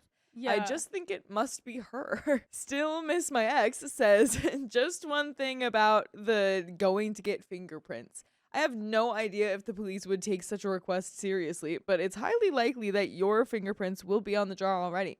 Even if you didn't touch it when she asked you to smell it, you possibly have touched it by moving it out of the way in the fridge or something. Please update if you ever find out what happened. The mystery of the mayonnaise will drive me insane. Opie says she handed it to me for me to smell, so my fingerprints will definitely be on the jar. If she goes to the police and says that I tried to poison her, my prints will be on the jar, but mostly I'm worried that she might do something more extreme. Since our conversation, she's shut herself in her room and hasn't responded to me talking to her or knocking. I can hear her talking on the phone, so I think she's physically okay. I'm just going to give her some space tonight and see how she is tomorrow. Miss True says the obvious answer is that she's mentally ill and she's tampering with food items. Can you try to speak with her family or friends to find out if she needs help? Be careful what you eat in the meantime. You and your close friends should move out if you can before the false accusations become more serious. OP says she's from another country, so I can't get in touch with her family. I don't really know any of her friends, but I could have a look on her Facebook. I don't really want to just message them out of the blue, but I am worried about her. We normally get on, which is why this is so weird for me. As for food, I'm going to keep anything that doesn't need to be refrigerated in my room because I have a lock on my door. And we do have an update from 4 days later. So ever since this whole situation blew up, my flatmate Marta and I haven't talked. I knocked on her door a few times, but she ignored me, so I figured she wanted some space and I left her alone. I said to her through her door when she was in her room that my boyfriend got back to me and told me that he didn't do it and that I believe him. This morning, I found a note on the kitchen counter. English isn't her first language, so I've typed it as she wrote it. It said this to OP. After the situation which happened on Thursday, in parentheses, you putting nail polish remover in my food, which was sent by my parents from Poland. I do not want you to use my possessions anymore. We do not share any plates, mugs, cutlery anymore. I was nice to you when you were nice to me, but trying to hurt me is not a joke, and I am not going to accept that. If I see any of my food gone or any of my possessions being moved again, I'm going to contact the landlord and university. And if my food is being poisoned again, I'm going straight to the police. If a similar situation of you poisoning me happens when your boyfriend is here, I will not hesitate to report you both to the police. I hope you understand, but I don't think you were in situation when someone tried to poison you. Take care, Marta. Update number 2. So, after reading what you all had to say, I rang my uni counselor and told her what was going on.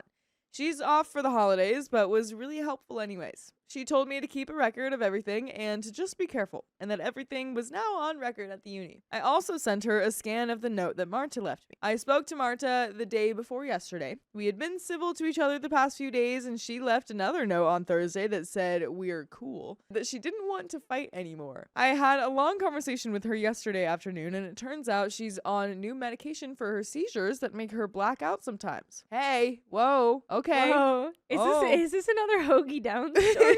You know, I don't understand that reference. Everyone references Hoagie Down all the time. I was not there. She was very apologetic, and she said that there's an adjustment period for the meds that she's on, and that the doctor warned that for a few days she might become paranoid or forget what she's done, etc. So there's the paranoia. There's the paranoia. And are we still gonna figure out what's wrong with the mayo? That is true. That is true. We do need to know. She OP smelt it too. So Yeah, did she black out and add acetone to it? I mean, it did say or forget what she's done, so Right. maybe.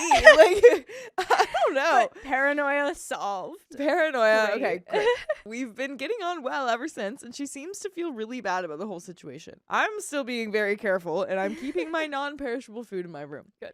Going to the university and getting ahead of this was really helpful. My counselor said that the support office would contact her and keep my name out of it to make sure she's okay. Otherwise, nothing weird has happened, and she seems to be adjusting okay. She's a little jumpy, but not at all hostile or paranoid now. I think it's going to be okay, but I'll be keeping an eye out for her and updating my counselor on the situation. Thank you guys for your help. The situation had me seriously lost. And we have some comments. Hello Baba says, is the paranoia only supposed to be in the adjustment period or ongoing? If it was just the adjustment period and she's come back to her senses, for example, she realizes you didn't put the nail polish in her food, she may be fine from now on. But if she had never experienced those sort of paranoid delusions before, she would have had a hard time identifying that she was in the midst of one, even if she had been warned about them. OP says she apologized for her paranoia and said that it was something that her GP warned her about. I don't know if it's permanent, but since she's so apologetic and has admitted that she was being crazy paranoid before,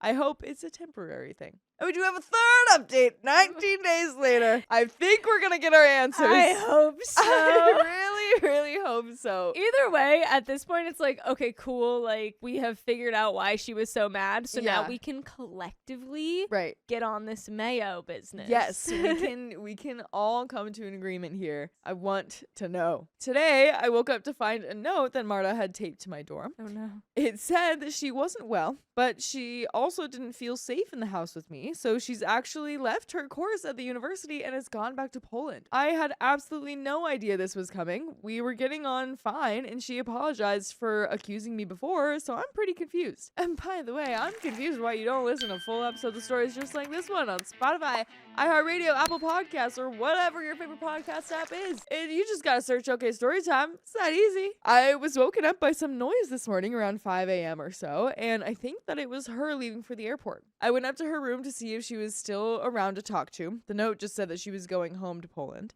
And her room was stripped clean. None of her stuff was left anywhere in the house, and it seems that she's just left for good. I have no idea whether she's contacted our landlord or what, and I have absolutely no clue how to handle this.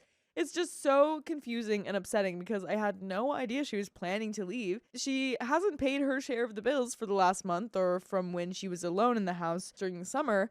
And I have no clue how to go forward or try and explain the situation to my other flatmate who wasn't here for all the mayonnaise drama. Marta isn't answering my texts or calls. And that's the freaking end of the Oh story. my god! No! No! No! What the heck? Did she put nail polish in her own mayonnaise? I have to assume that. I thought or you gotta. it just naturally went bad or something. Maybe she decided to do her nails while she made a sandwich or something. I guess. She doesn't Just remember. whoopsies. Whoops. I'm gonna purposefully pour this in, and then she's gone. Forgot about it. My roommate refused to clean anything, and it was disgusting. That would be really gross. And by the way, this is directly from our subreddit, the r/OK Storytime subreddit. Let's freaking go. Hey everyone, I'm 21 female, coming on here to vent, or just see if others agree with me. Back in August, I was returning back to school and found a lovely house that was renting out rooms. 3-bedroom, 2-bath to be exact. I went and saw the house and met one of the roommates because I would be the last one joining. With me, it would be 1 male, 2 females, and my dog. By the way, this comes from user MajorAd205, direct from the r/OK Storytime subreddit. And if you want to submit your own stories, go there. I'm Dakota. I'm Carly. And I'm Vincent. And we are here to give good advice goofily, but we don't have all the answers. So let us know what your answers are down in the comments. Fast forward. I signed my lease. I start moving my stuff into the house, and the other girl, who's our roommate, was from Texas, so she wasn't here just yet. But I go back to the house to set up a few things, and she's there. And I meet her for the first time. At first, she seems really nice, really cool. Nothing crazy. But boy, was I wrong. Once all 3 of us had finally moved into the house together, we all had a sit-down conversation talking about cleanliness and picking up for the house. We all agreed that if we're not cleaning throughout the week, Sunday would be our designated day to clean the house. And I'm just talking about shared spaces. The living room, the dining room, the kitchen, and also me and the other girl, Audrey, 18, female, share a bathroom. At first, everything is going well to clean up the house. But soon after, me and my guy roommate, we will call him Ryder, 20 male, are the ones cleaning. And this wouldn't be a problem if Audrey wasn't the one who was primarily making the mess. First time we cleaned without her, Ryder had about 5 to 6 pairs of her shoes in front of her door because she never took them to her room. Throughout the months, we have found jackets, have sat out for weeks, random jewelry everywhere, and put them in front of her door. She had left 2 blankets in the living room for everyone to use, and I had washed them once in September. It is now November, and they have not since seen the washer or dryer. I know this because the blankets have fake eyelashes stuck on them, and I don't wear fake eyelashes. One day I had cleaned the living room and was washing the couch cushion covers and put her blankets in front of her door because they are her blankets and her responsibility. The blankets wouldn't fit in with the covers anyway, and if I put them in the laundry room for her, she would never do them because she hasn't stepped foot in there since August. Yes, I said she has not been in the laundry room since August. Let that sink in. When she came home and saw the blankets, she asked if we both used the blankets, to which I replied yes, but they probably needed to be washed. She then asked why did I put them in front of her door, and I said I was cleaning while pointing to the clean living room. She again is like, why though? And I simply responded with, because they are yours. I feel like that one, though, you need to directly be like, they need to be cleaned. And at that point, like, communal blankets, I'm just going to throw in the wash at some point. Like, that's just going to happen. But the other stuff being all around, yeah, that's a bit annoying. I would maybe get a shoe rack, coat hanger. Your blankets are dirty, and how do you make them not dirty? Ooh, you must step into the laundry room But for we the just first put all this stuff time. outside our door, and we're we're not just directly being like, hey, can you like clean this stuff up, or like, can we wash these every once in a while? Like, we do need to like directly voice our problems. That is true. So after saying that, she stormed off to her room. Anytime I have asked her to clean something, I do it very nicely the first time. However, her response is either, I'll get to it later, or she'll just stare at me like I just asked her to commit a felony or have an attitude with me. I understand people have different levels of cleanliness, but when you live with complete strangers, it's a little weird to act like you own the house you share with other people, when one of them technically does own the house or is going to be owning the house. For context, Ryder's sister is the one who bought the place, and while he is still in school, they are renting out the other rooms. But this is his future house that he will live in for a few years after all of this is done with. Audrey also smokes and would leave her packs outside low to the ground. My dog has never been around smoking till now, and being a dog, was curious about the packs. Well, he ends up chewing 2 of them about a week apart. Thankfully, he's okay, and nothing serious happened. Yeah, your dog just got 27% cooler. How'd you... Wait. No, I'm just kidding. I'm assuming like a little backyard or like a patio thing. Yeah. That the dog's just like free to roam about. Yeah. I was like, how did you not see your dog chomping on these? Thankfully, my dog's okay, and nothing serious happened. But I had to tell her not to leave her cigs out. Moving on to dishes. The first really bad one was when she left out 2 bowls of milk in the sink for 2 weeks. If you know anything about milk, you know it cannot sit out for long, and it had been 2 weeks. This was the first time I yelled at her, because if I didn't, she wouldn't have done it. The second time I yelled at her was when she had a hairball of hair in our shower, and like before, I asked her nicely to take care of it the first time. Well, she ends up not doing it and leaving town for a day, and I really had to shower, but I don't want to shower with someone's hair. So the next day, when she comes back, I ask her nicely again if she can go take care of it, but she replies, I'll do it later. And I tell her, no, it needs to be taken care of right now because I need to shower and I don't want to shower with your hair. I later had to get a snake to unclog our shower because she never removes her hair and it goes down the drain, clogging it, and pretty much deep cleaned our bathroom after being here for 4 months for the first time. We have now had dishes that have sat in our sink she left for a month. I asked her 5 times to take care of it. I was finally able to get Ryder to ask her to help around the house more because I talked to him previously and he didn't see much of a big deal until the dishes were there for a month. And we have a dishwasher, so it's really nothing for her to put her dishes in there and start it. I have had to ask this 18-year-old woman, that is a child, to clean or take out her used feminine products because she let them overflow in our trash can.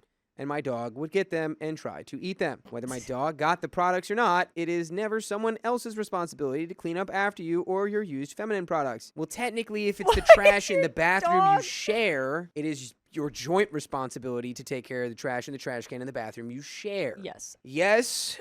She knew she does this because it happened the first time she and I were on our cycles. I take care of my dog because he is my responsibility and any mess he may make, but I will not clean up her used products when she knows this is something that would happen if she did not clean up or take her trash out. Now, as I mentioned before, I am back in school. I just came off of a gap year, so I'm currently going to school full time and working 10 to 20 hours a week. My major is very hands-on, so between school and work, I am busy majority of the time. Well, after Ryder had talked to Audrey, he suggested to her that she talk to me, and I'm open to that idea. However, every single time Audrey has tried to talk to me, I've made it very clear I'm either not in a good place to talk right then because I'm just coming off work, or I'm going to class or work. Other than those times, I am out in the living room spaces, or I have my door open when I'm home the majority of the time. Well, this gets us to last night, mostly. Audrey has been the only person using the dishwasher for the past month and a half because she puts her dishes in there but doesn't take them out. The dishes also don't get cleaned properly because she doesn't spread them out properly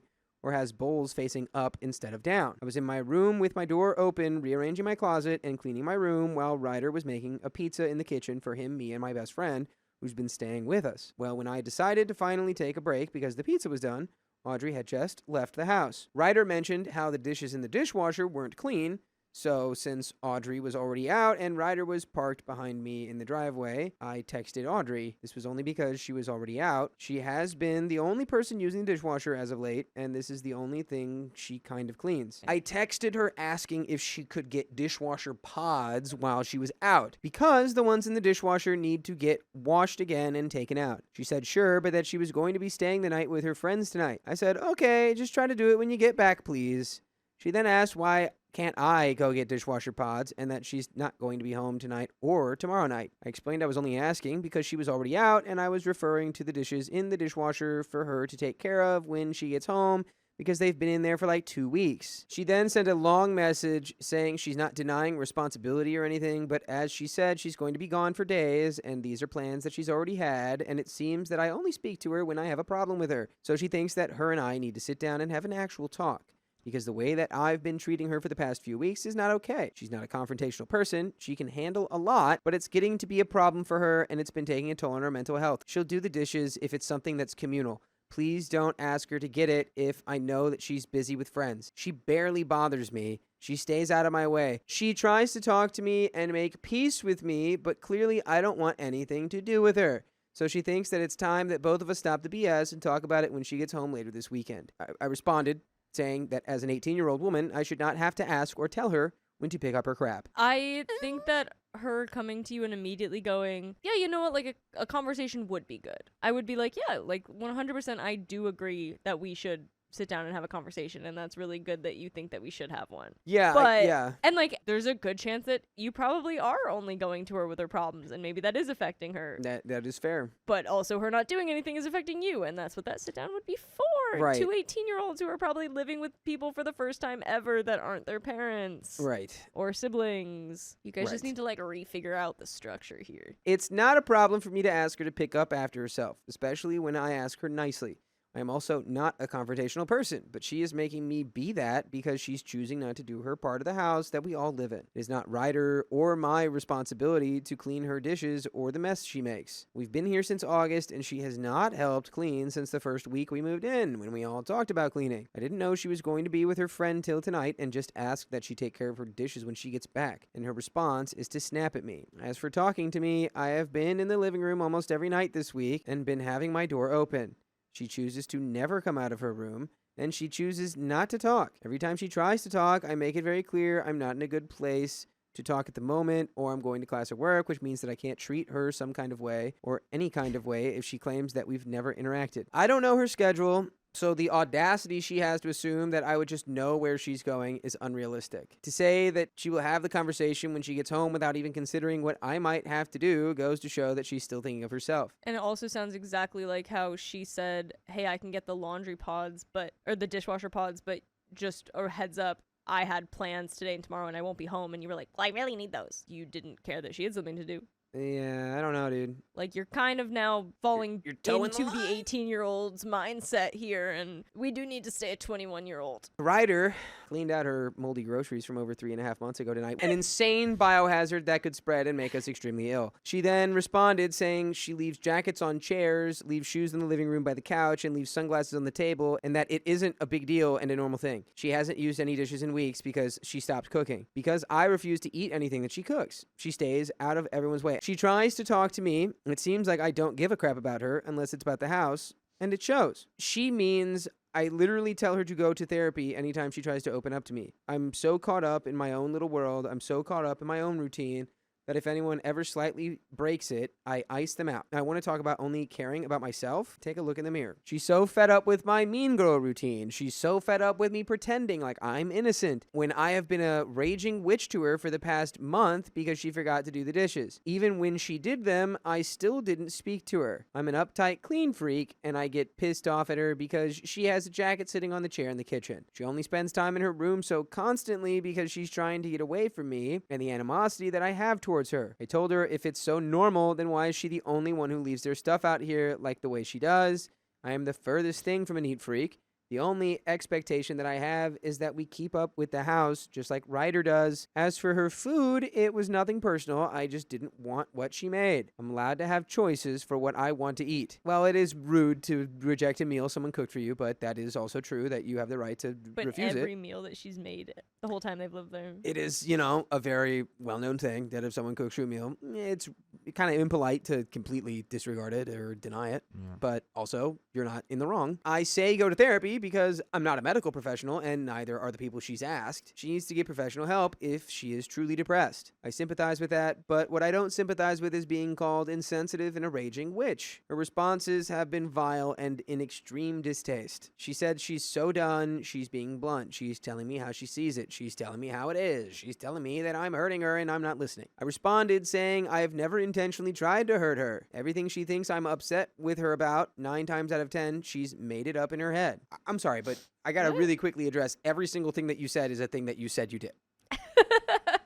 Yeah, wait. All of the things Girl, that you just what? listed that Audrey is like mad at you about, like those are all things that you did do. What's hurting me is that instead of trying to communicate properly, which she has tried to do, she chooses to purposefully be petty to my feelings. Is calling me a raging witch her way of being blunt or in denial? I told her how I and Ryder have been seeing it, and that's more substantial than her doing absolutely nothing around the house. She has no reason to talk to me the way she does, and she wants to play victim as if she doesn't strike first. She has no concept of respect, and it's very telling in the way she talks and acts. She wanted to have this conversation over text, all because I asked her to do one thing, but she expects me to be convinced that she's trying. If anyone is not listening, it's her, and she loves to think that everyone who holds her accountable is mean to her. Wake up! I cleaned her hair out of our shower because she doesn't clean up after herself. You gave us one example of that I mean, shower hair. that's really, honestly, I'm sorry, OP, that is not very heavy lifting. And you know? again, do you clean the shower every time that you use it, or is this your combined hair one time? I need details. Regardless, it's still not that Yeah. much heavy lifting. Like, if I went to my mom, and this was my roommate, and I was like, oh my god, mom, like, she's doing this and this and this and this and this, my mom would be like, okay. Do you know how gross that is? It's something I've brought up already, and if anyone's done, it's me. I shouldn't have to ask her to clean up or use tampons that are overflowing from the trash can, so my dog, she knowingly agreed to live with, doesn't get them. Same for her cig packs. A dog is like a child. Don't leave stuff out you don't want ruined. This girl has not gone to classes practically the whole semester, and I'm about 90% sure she quit her job because she has not gone to work for a month or so. So it's not like she's extremely busy doing anything because she just sits in the house and her room not doing anything. I have asked her over 10 times to pick up her stuff nicely. Only twice I have yelled or raised my voice at her. I know it's not the best thing to do, but I've tried being nice. I've tried giving her options to choose one thing, and I do the other, and nothing works. Her mother pays for her school rent and groceries. Friends of her parents have bought her groceries and she gets upset about it. I understand being upset if you're trying to open up to your parents and they just aren't getting it, but to get upset about them buying you food, so that's one less thing you have to worry about, blows my mind. Lastly, this just speaks to her character. Ever since I met Ryder, because I met him first, he has always talked about his girlfriend. He loves his girlfriend very much. They just made 3 years pretty much this weekend. She has a key to our place and they're constantly going back and forth, going to see each other every other weekend or so because she goes to a school about an hour away. Now I can openly admit and say Ryder is an attractive guy, and I have told him this. However, because I know he has a girlfriend, wouldn't assume that I would be his type, and live with him, I would never want or try to come between that. I have also told him this as well. That's kind of weird. That's kind of a weird thing to do. I would never. Kind of never. a, yeah. Even if I just was randomly assigned to live with a man and I was like, oh, he's kind of cute kind of thing, and he had a girlfriend of 3 years, you better know, 1, I'd be working every day to get over that as fast as I could, and 2, never would admit that to anybody. Yeah, wouldn't be telling him, and by Not a saying like, hey, soul. by the way, I would never come between you and your girlfriend, it immediately makes him would be go, like, wow, that sounds like you did want to do that though, but now you're just not. So Telling that you're to him weird. to his face is wild work. That's Yeah. insane work. That's just something you do on the inside. You go, wow, well, I'm not going to do anything to mess that up. And you don't have to say it to him. But you know what I have to say to you is that you can listen to full episodes of stories just like this one wherever you listen to podcasts. Just search OK Storytime on iHeartRadio, Spotify, Apple Podcasts, or wherever. And that's that. And we have a little bit left of this story. You know, being roommates is hard. Being roommates with strangers is even harder. Being 18 and 21. Even harder. pretty rough. First roommates straight out of the house, very hard. Yeah. Audrey, on the other hand, has said she wants to find a hole in Ryder and his girlfriend's relationship. She has tried attempts when she is still crying over a guy she lied to about her age, and when he found out he left her. The guy is engaged or married now and about to have his second child, and she still hasn't moved on, but wants to ruin not only our roommate's relationship, but also that relationship. I'm sorry, but nothing can convince me that she's not crazy now. How do you know this if y'all don't even speak to each other? I'm so confused. If that's true, that's crappy. She shouldn't be doing that. I feel like that one's not your problem. You guys both shouldn't live with Ryder. It's like, I'm gonna make that so straight. honestly, clear. on like the behavior scale, it's weird because it feels like y'all are literally the same, but Right. like on like you're both two sides of the same coin. Truly though, in a way. that's probably why they're butting heads so hard. Yeah. They probably are just basically the same person. Yeah, because I know you when kind I of was just sound younger jealous too. that Yeah. she's like also into Ryder. Seeing yourself reflected in another person can sometimes make you act like a freaking weirdo, and I know I Yeah. did that when I was 18, 19. Yeah, If you're I looking at saw yourself someone for the who was first like time. me, I was like, oh, me, I am me, only me. But that was, I was a teenager. Much like Audrey, who's 18. Right. I'm sorry, but nothing can convince me that she's not crazy now. She thinks she's cool and special and different because she likes Fleetwood Mac and Stevie Nicks, and because she won some singing award in high school. Why are Dang, we bro. hating on Honestly, her? OP, you're one Dude. of us, and you're really Yeah, why, girl? nah. What are we doing? That Going was full mean. mean girl mode right here. That was full mean girl Yeah, you're- mode, and you kept you're saying bitter. that she was a mean girl. That was full because she You're got bitter, mad. bro. She got mad because she was like, and then she comes out here and she's saying that I'm always a mean girl. You were just full mean girl, dude. Yeah. You got to take a step back. And I feel like, again, this is like, what's the notion? Like, people can't stand, like, younger people can't stand any level of injustice or unfairness. Yeah, it's gross that there's old groceries in the fridge. Yes, she's not good at cleaning up after herself, but it's also like clearly she's like 18 and depressed or something. Yeah. She's probably kind of freaked out living with two strangers who she can pick up that don't like her. She is also 18 and unable to do the things that you should be doing, like Yeah. taking responsibility for herself and all that. And at So- 18, she tried to cook everybody dinner, and Yeah. she got rejected multiple times. Yeah. What's wrong with Fleetwood Mac? You guys And are what was both the other one? Stevie bad Nicks. roommates. My friends think I'm attracted to them just because I gave a compliment. I just really like your face. So I, male 23, hate when guys think that I'm attracted to them when I'm actually not. I instantly hate you for that. And if it's a friend, who does that? I immediately terminate the friendship. End of story, clear, cut, and dry. By the way, this comes from Jekyar. And if you want to submit your own stories, go to the r/OKStorytime subreddit. I'm Sophia. I'm Carly. I'm Keon. And we're here to give you good advice, Goofly, but we don't have all the answers. We only know what we do. Let us know what you would do in the comments. And OP says, out of my former friend group of 6, 1, male 25, we'll just call him Tyrone, lived with me along with one of his kids. His baby mama, I don't know why baby is in in italics, threw him out of her apartment and he didn't have anywhere else to go, which was fine. Everything was cool. No issues so far. I guess throughout the 2 years of friendship I had with these guys, they mistook me giving them compliments as me hinting at some sort of romantic or spicy attraction to them that I someday wanted them to fulfill, which couldn't be further from the truth. And delusion on their part. Crap, I just thought I was being a good friend by giving normal compliments. But apparently to them, I was being some sort of creep. This all came to a head when we were at a small get-together at a girl's place. I was talking to Davion, male 23, about a girl there that we both were mutual friends with, who he wanted to date, and I told him, she isn't the right girl for you, bro. You probably aren't going to be satisfied if y'all actually did date. And from there, everything took a turn for the worst, because Davion started going off on me for being a weirdo, saying I had some fantasy in my head that him or one of the other guys were ever going to be with me. Then the rest of them chimed in, essentially dogpiling me and agreeing with Davion, saying that I've always been weird and always thought that I was going to get to do something with them. They even called me weird because of the compliments that I give.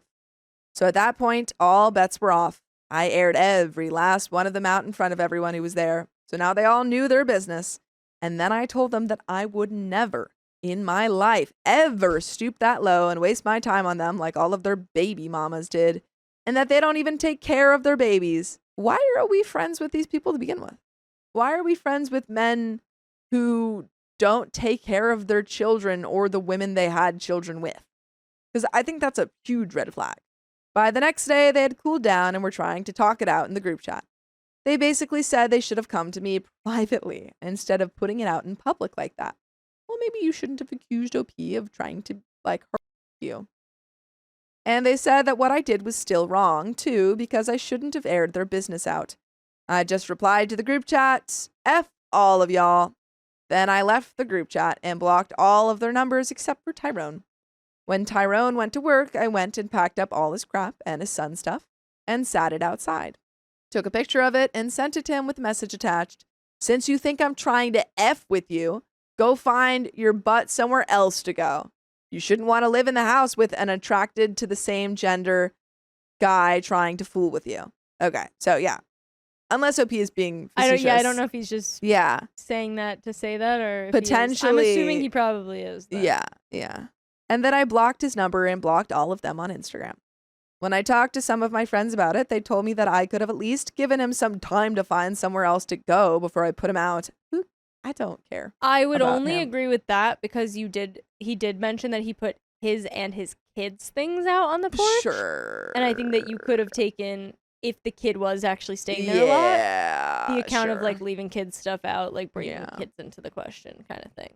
Yeah.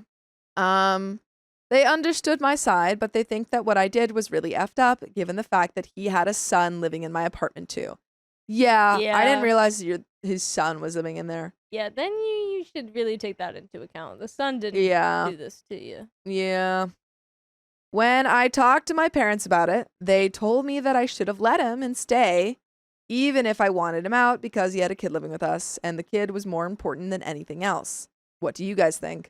I kind of agree with that. At least just giving him time to find a place. I wouldn't want to put him and his kid on the streets. More of a heads up than just like, hey, your stuff is on the porch. I think, listen, you did it however you did it. But I do think that giving that, hey, I'm going to give you like a week or so, but you really can't stay here anymore. Yeah, I think that's how I would do it.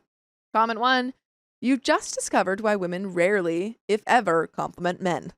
They are far too likely to assume a compliment is a come-on. That makes it dangerous, and apparently a lot of them apply the same logic to compliments from other men. They were the ones overreacting, you just responded in kind, not overreacting. Comment 2 says, I just have a question or two about this whole thing. I don't mean this maliciously, just out of curiosity. Does this happen often, where your friends accuse you of trying to hit on them or get with them romantically or spicy sleepily? Because that's odd if so. I've seen a lot of straight guys say or attracted to the same gender stuff to each other, and everyone is playing, so it's not a big deal to them. Even my boyfriend and his friend do that and laugh it off because they're both straight. Why are your friends so serious about it? Can I ask what compliments you're giving them? Part of this might be the toxic masculinity perspective that complimenting your guy friends is too feminine or too emotional for them, and they're projecting their beliefs on you. If this has happened in the past, have you tried to talk to your friends seriously about not on them and asking why they believe that's what you're doing, even just to understand better? Because this seems like a really specific issue that they all believe, and that's strange. Again, I'm not asking any of this to point fingers. I think you're in the right for being pissed at them and the way they went about things. I'm just curious as to why this is happening. OP says, in my experience, I only have this problem when I start tagging along in male friend groups, typically ones that were established before I came along. If I meet someone and they introduce me to their friend group that consists of both males and females, I don't have this problem. I could only assume they take the compliments the wrong way because I would give them compliments that were appearance-based. Like, you look really good, if they were rocking a new fit, or my boy looking handsome with the fresh cut, if they got a new haircut. Nothing that would even remotely suggest spicy or romantic attraction, at least in my mind. Normal comments wild. ever. Yeah. Yeah. You should hear what I say to my friend. There is an update. I don't think that OP is doing anything wrong. No, not at all. I think these are clearly insecure men. Who, regardless of whether OP is a man or not, these men are so uncomfortable with any measure of emotional, or like, I don't know, just like that type of connection with other men. Worried that OP's going to trick you into actually dating him? Yeah. What do you think is gonna happen here? Are Genuinely, like, you what are you attracted what to are the you same worried? gender too? Because if Yeah. you're not, that isn't a thing that's isn't a going to thing. happen. And I don't like to say the thing of like, oh, all these people who are so worried are actually like that's. I think that's kind of like not the best no, thing. that's not what I was saying. No, I Yeah, agree. yeah. No, I'm not saying that's what Yeah. you were saying. But I think that usually it's not that. It's that these men are taught that any measure of emotional like connection is bad, is unmasculine. Or is that it's someone on you? Yeah. And I think there's like a fear kind of thing, and it's there's just like that fear attached to it. And it just shows like a huge level of immaturity. And not a person you want to be in a relationship with. And that's why you should all make sure that your boyfriends have boyfriends. Yep. So true. Update. Let's get something out of the way. To the people saying I was putting myself in these situations and that I shouldn't compliment men if I don't want them assuming I'm attracted to them. That crap can literally happen without me complimenting anyone. Back when I came out, okay. So OP is confirmed. OP is confirmed. Which does make sense that all of these very insecure people are immediately labeling any compliment as romantic or spicy attraction. It would have been extra weird if you was straight. Oh, yeah, it would be extra weird, but it does. I mean, like, I kind of saw that. We both kind of saw that because that happens a lot, unfortunately. Yeah. There was a guy at the convenience store a couple streets away from school. I paid for his soda and chips because he was pissing me off, taking forever trying to pay with change. The next day at school, rumors started flying around that I had a crush on him because I paid for his stuff. And that dude tried to press me over that BS. It doesn't take a compliment for someone to get the wrong idea. Anyway, the situation with my friend group actually happened about 6 to 7 months ago. The female friend I originally met all of them through slowly tried to get me and the others back on speaking terms. We eventually met at a restaurant. They basically told me that it's weird for them to get compliments from men because men, or straight men at least, don't do that with each other. False. Wrong. You guys don't do that. You guys don't do that. And you should. On top of that, at the time, I had a boyfriend. And because they didn't see him around often, he hated all of them and couldn't stand their butts. Wonder why. I wonder why.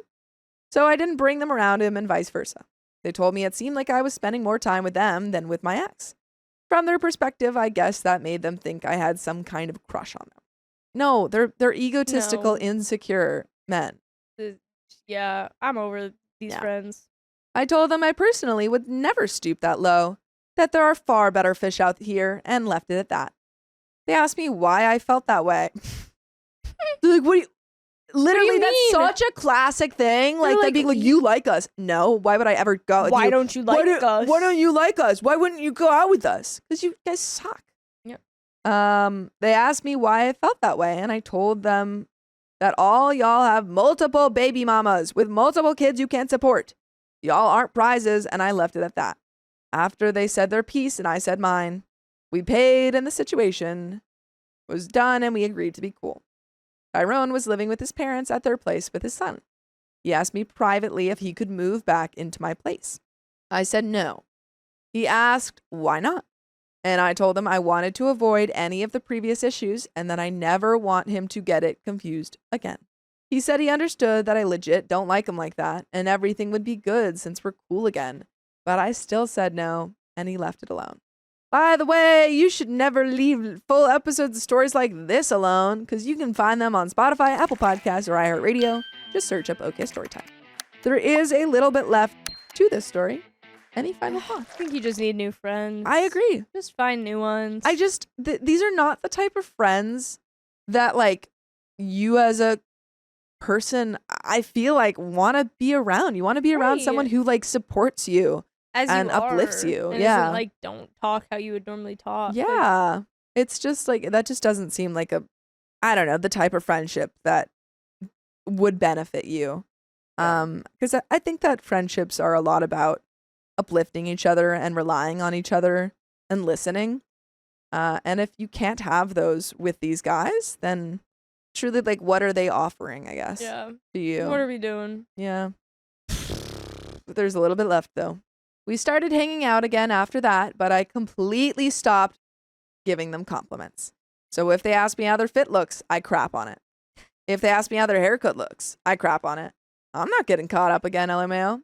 Plus, I'm probably going to be hanging with them a lot less anyway. It's good. Because they've been getting increasingly rowdy at clubs, and we've already gotten into at least 2 brawls. Oh my God. Who are these They're out here people? brawling. With other friend groups on separate occasions, and I don't have the time or energy to be wrestling with random wasted dudes. Other than that, it is what it is. And that's the end of the story. Nice. Okay, then. I think that limiting is probably the best way to go about this, because these people just don't seem like great guys. My roommate wanted me out so he can take his sister's kids from foster care. Honestly, that sounds incredibly reasonable. My roommate and I rent a pretty nice 2-bedroom apartment together. We pay practically nothing in rent because we have a deal to keep an eye on things and take care of the facilities. It's a great deal because it doesn't take more than a few hours a week, and we take turns. By the way, this comes from Paint Stunning 7529, and if you want to submit your own stories, go to the r/OK Storytime subreddit. I am Savannah. I'm Dakota. And we are here to give good advice goofily, but obviously we do not have all the answers, but we would love to know what you would do in the comments below. As OP says, my roommate's sister lost custody of her kids, 2 girls and 1 boy, and may be facing prison time. My roommate wants to get them out of the foster system since they were placed in separate homes. Oh, yeah. He is their only other family since their dads aren't in the picture. So there's no one else who can take them in. The social worker gave him some requirements and has issues with me because I am an unrelated adult male and because I have a record of substance abuse. Also, because of the ages of the kids. My roommate needs to have at least 2 bedrooms. He cannot afford a 2-bedroom place except this one because of the great deal we get.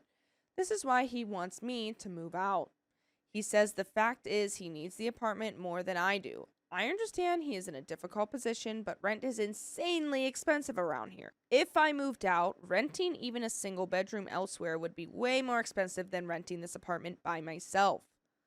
I would like to keep living here so I can save money and hopefully one day buy a place of my own. That goal is unlikely to happen if I have to pay market rate rent. I was also living here first, so I don't feel it's fair that I should be the one to move. Am I the a-hole? That does add a bit of a wrinkle into the situation. Yeah.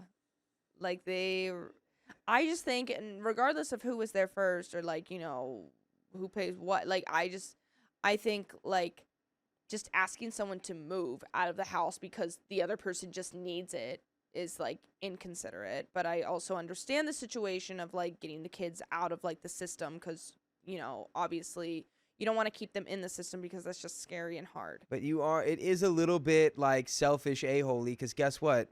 You can maybe a studio, not even a 1-bedroom. Maybe you find another place with more than just one roommate. I don't know what to tell you. But also you were here first. But are you going to use that when it's like, I was here first, so the same problems that I am saying are the reasons why I can't leave, even though they also apply to you and now 2 children, that you have to deal with that now. Yeah. So it's like, I don't know. It's just, the situation just sucks. Here are some comments. Isn't your great deal for rent has a taking care of things condition? I assume having 3 kids at home may be a deal breaker for the landlord anyway. Regardless, if he can't afford to take the kids in, he shouldn't. I'll be honest, this is a heartbreaking situation and not leaving the house will make you feel like an a-hole. But you are entitled to be an a-hole given the circumstances. OP responds, I don't know about the landlord, but the taking care of things doesn't really take that much time at all.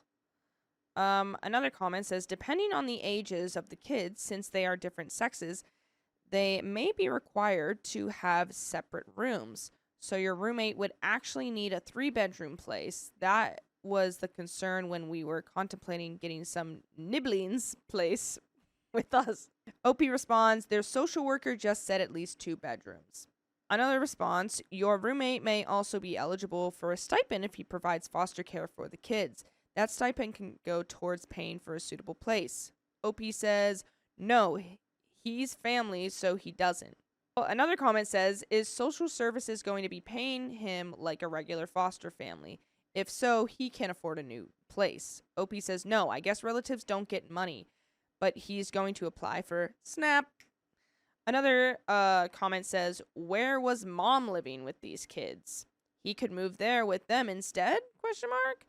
Not sure what her living situation was before her loss of custody, but the kids were somewhere.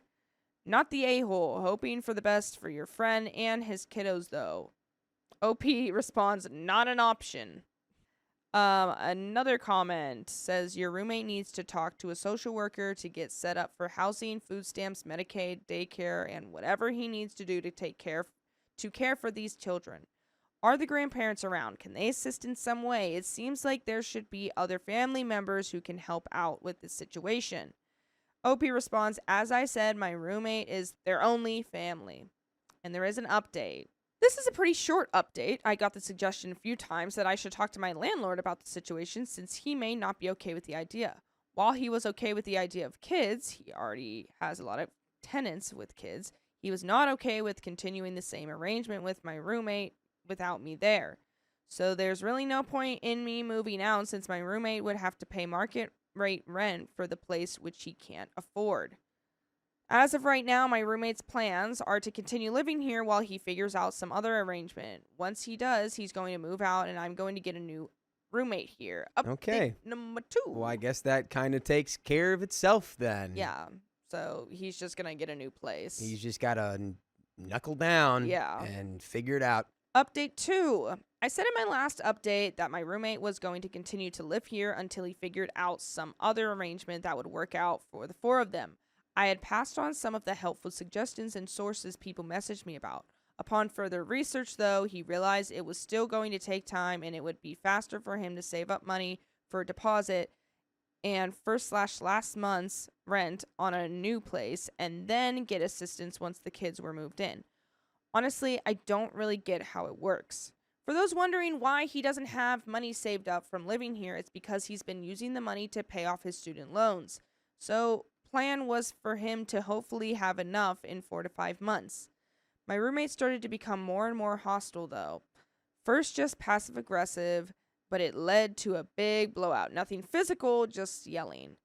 He was really mad because he thought since I have such a good relationship with our landlord that I should have tried to convince him that he could handle the maintenance on his own. That's the case where it's like, I feel like it could be.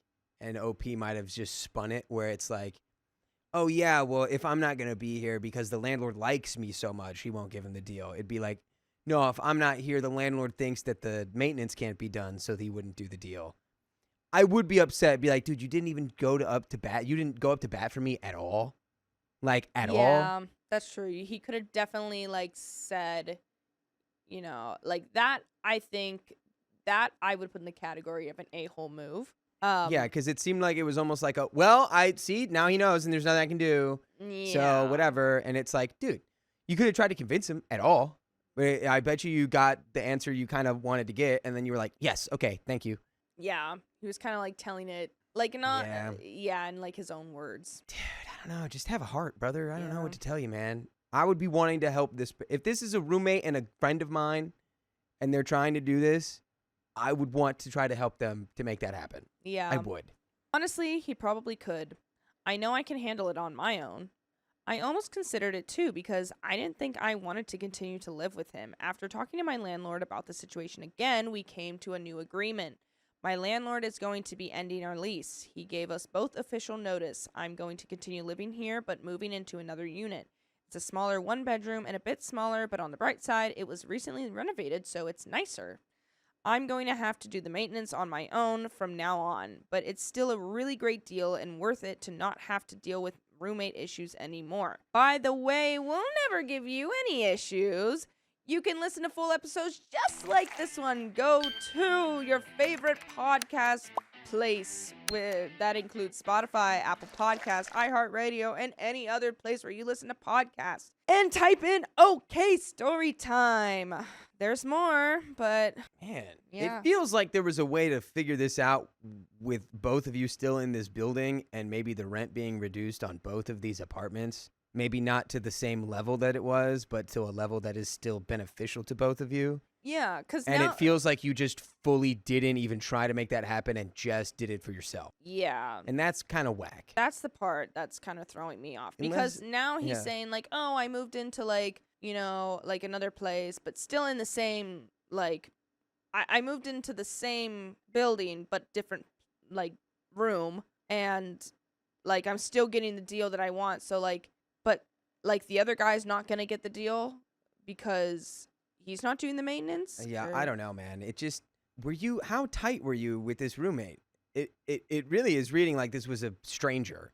But at the Yeah. beginning of this, I don't know. I just assumed you guys were close. Yeah. Maybe if you're not super close, I mean, I guess I can see doing this, but like, yeah, it's, I don't know, man. Everything just kind of sucks about this situation. Yeah. It's like there's not really like a good answer because like all of them kind of stink. It's putting everyone in like a bad Yeah, situation. like someone has to get a short end of the stick. Yeah. And it's not really fair to anybody. Thankfully, I will be able to move into the new unit in just a few days because my old roommate was super pissed after he got the notice. He used more than a few expletives when talking to me and says ruined everything because now he won't be able to save money since he's going to have to start paying rent somewhere. To be honest, with how he's been, I've sort of lost sympathy for him. I do still feel bad for his sister's kids, though. Comment number 1. I think OP was absolutely right to make the decisions he did, but I'm still not unsympathetic to the situation his roommate found himself in. There is a reply. The roommate should be working with the social worker to see what benefits he can obtain. It sounds like he's been tricked into an informal kinship care setup, which would remove the foster stipend. Comment number 2. Who would have thought without context that the landlord ending the lease was a win-win for OP? I still do empathize for the roommate, though. Comment number 3. I was feeling bad for the roommate until we learned they got a good deal for rent because of OP. Roommate wants to keep the deal OP made and evicted OP from the apartment. I get it was a decision in a rush, but dude. And then when it rightfully didn't happen, but OP still gave him plenty of resources to go for, roommate decided that being a little crap was his option. The situation is crappy, we get it, particularly for the poor kids. But it's not a reason to be an absolute dip crap to the person that helped you get a deal that saved you money. By acting like that, roommate just created another problem for himself. He could have stayed neutral and keep living in a cheap rent apartment until he had enough money, but no, he decided to be so unbearable that OP wanted to leave, which I think was his plans all along, but it didn't turn out how he expected it. All in all, the only person I feel bad for are the kids. Foster care doesn't seem like a pleasant walk, but I hope they have the chance to find people that care for them. And that's the end. My roommate's boyfriend's loud snores make me lose sleep every night. It's nothing a clothespin couldn't fix. Trigger warning, verbal mistreatment. Okay, I, 24 female, do not even know where to begin. My roommate Claire, they're always trouble, 23 female, is a good friend of mine and has been since college. Her boyfriend Mike, 25 male, is a good guy for the most part. By the way, this comes from a log sawing, and if you want to submit your own stories, go to the r/OKStorytime subreddit. I'm Riley. I'm Angie. And we're here to give good advice goofily. That's our job. Your job is to comment what you know. And we're going to have a good time here. As OP says. I like him, but it's one of those situations where they're not a good couple. Ugh, is that our situation? Our situation? Dude, some comments are like, do they even know each other? Yeah, they don't know that we're dating. Well, okay. I think, We're dating, by the way, new people. oh, yeah, just for anyone watching, because we're probably going to mention that stuff about that. But I don't know. Some people comment, they're like, they don't even know each other. It's like, we haven't been dating forever. Like, yeah, we're still going to figure out new things about each other. Come on. They always get in silly fights and are constantly annoying each other. It is weird because separately, they are great, but together, they are not the best couple. I'm super busy during the week with a full-time job, full-time grad school, and hobbies, so I'm usually in bed pretty early. We have a small apartment, but since Mike works close by, he always ends up at our house. It is a little annoying because he's really there almost every night. But since I'm not around too much, basically just there to sleep and eat, I try not to rock the boat. Like I said, I like him, and she's a good friend and a roommate. So I figure, pick your battles. But there is one big issue. He snores so effing loud, like legitimate log Sawyer type. So loud. Oh, man. Your dad snores.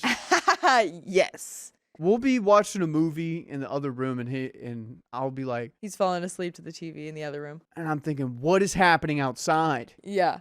Literally, he asked me if there's a lawnmower happening outside, and it was Stop. like, No, he didn't. no, you asked. Oh, I did? Okay. I thought he asked No, that. no, you asked me that, and it was like 9 p.m. or something like that, and I was like, no, that's my dad. He's right over there. He's just sleeping. Yeah, no, classic dad.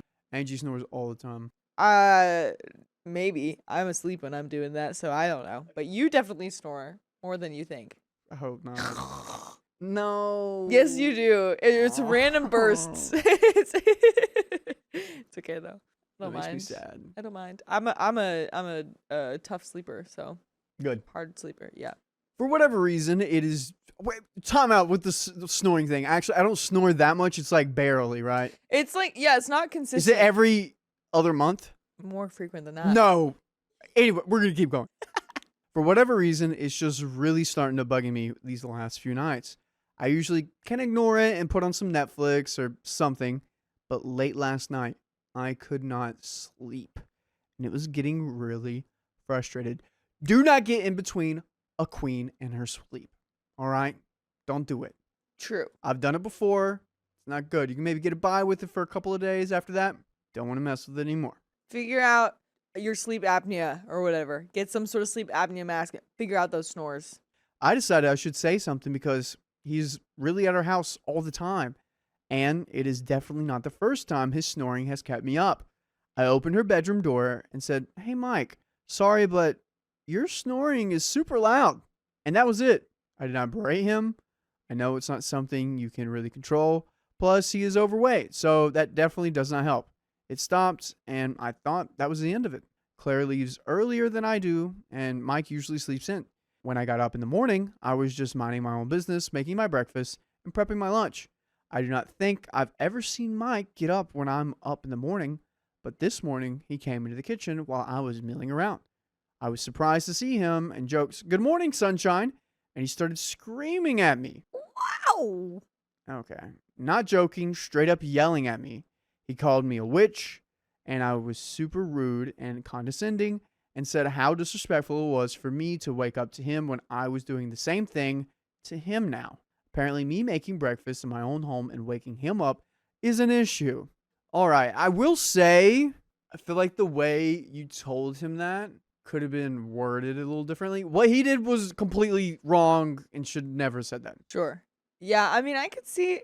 I would wonder how you really did say it, because you can text or you could type out the words for us to read what you said, but your tone is important and hard to say here. I feel like it's possible for it to be like chill if you'd make a joke about it. And you're like, "Dude, your snoring is so loud. Like, figure that out. What's going on up there in that nose of yours or something, you know?" But that could obviously, like, I'm assuming either way, it wasn't that bad. Whatever it wasn't enough to elicit this reaction. If my roommate Alex smelled bad, how would you approach him?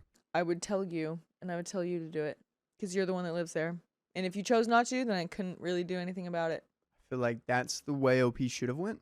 Probably say something to her roommate, and then the roommate say something to the boyfriend. I guess I could see that. I know it's a little different dynamic because you don't live there. Yeah.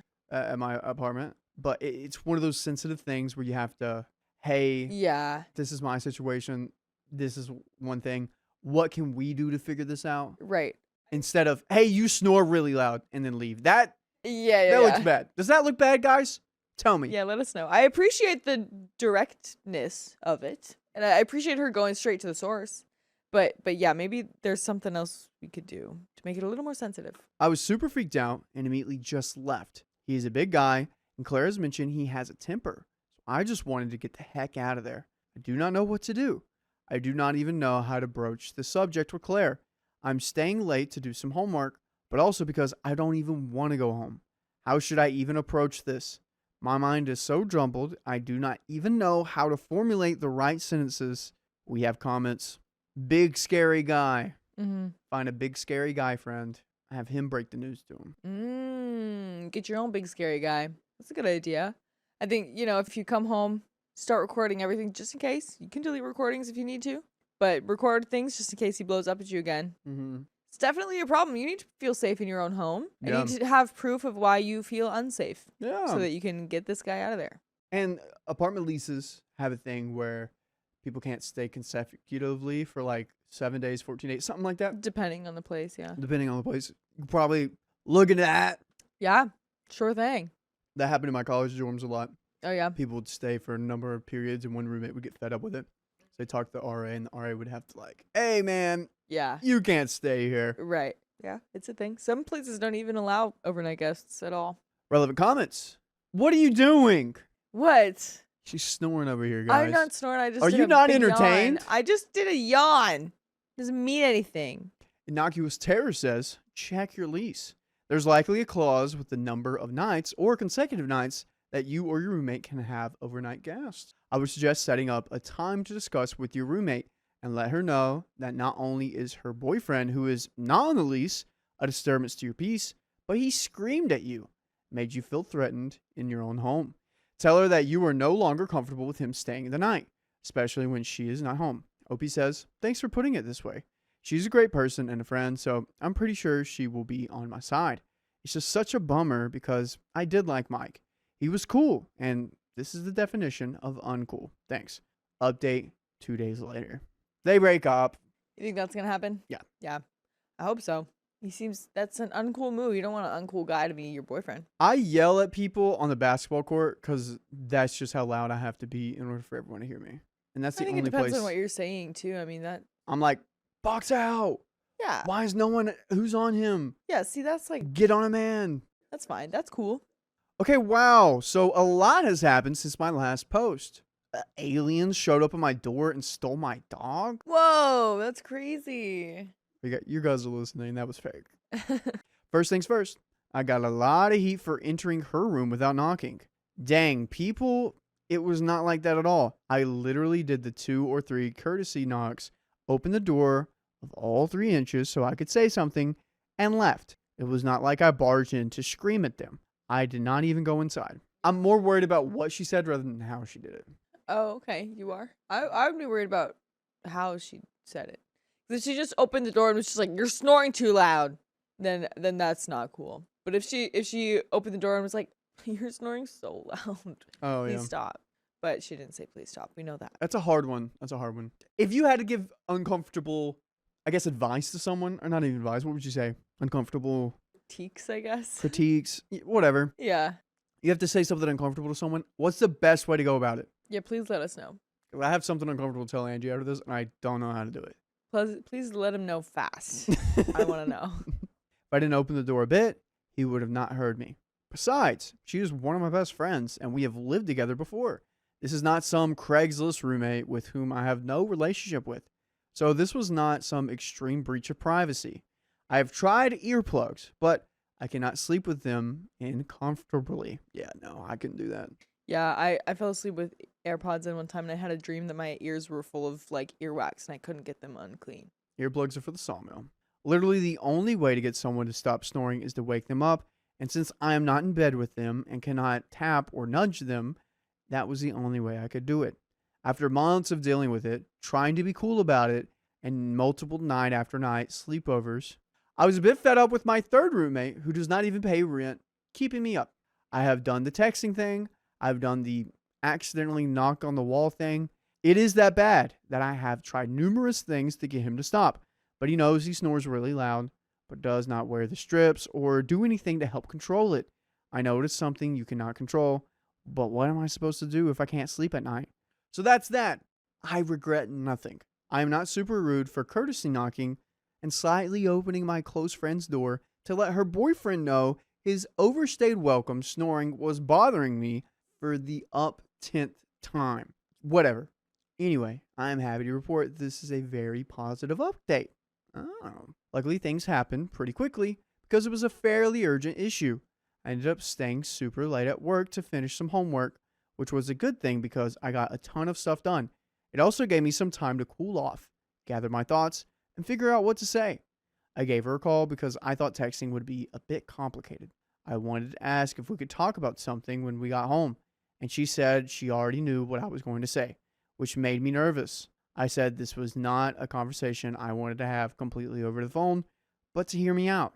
I explained what happened and said something like, "Look, Claire, I love you and want you to be happy, but I cannot have Mike in our home anymore. He really scared me this morning." She immediately started crying and asking me to come home, so I left right that instant. Wow. Oh boy. Did Mike have something else to say to someone? Are they even like together anymore? Did Mike say something to Claire all scary? Is Claire gonna finally admit that Mike's a scary guy? When I got there, she said he had texted her earlier saying weird stuff about how we got into an argument. There was no argument because I did not really say anything. He said I was out of line. She was going to text me about it, but knew I was super busy and figured she would just ask me when I got back from work. Once she heard how bad it was, she felt awful. I guess he has really been verbally aggressive to her lately as well.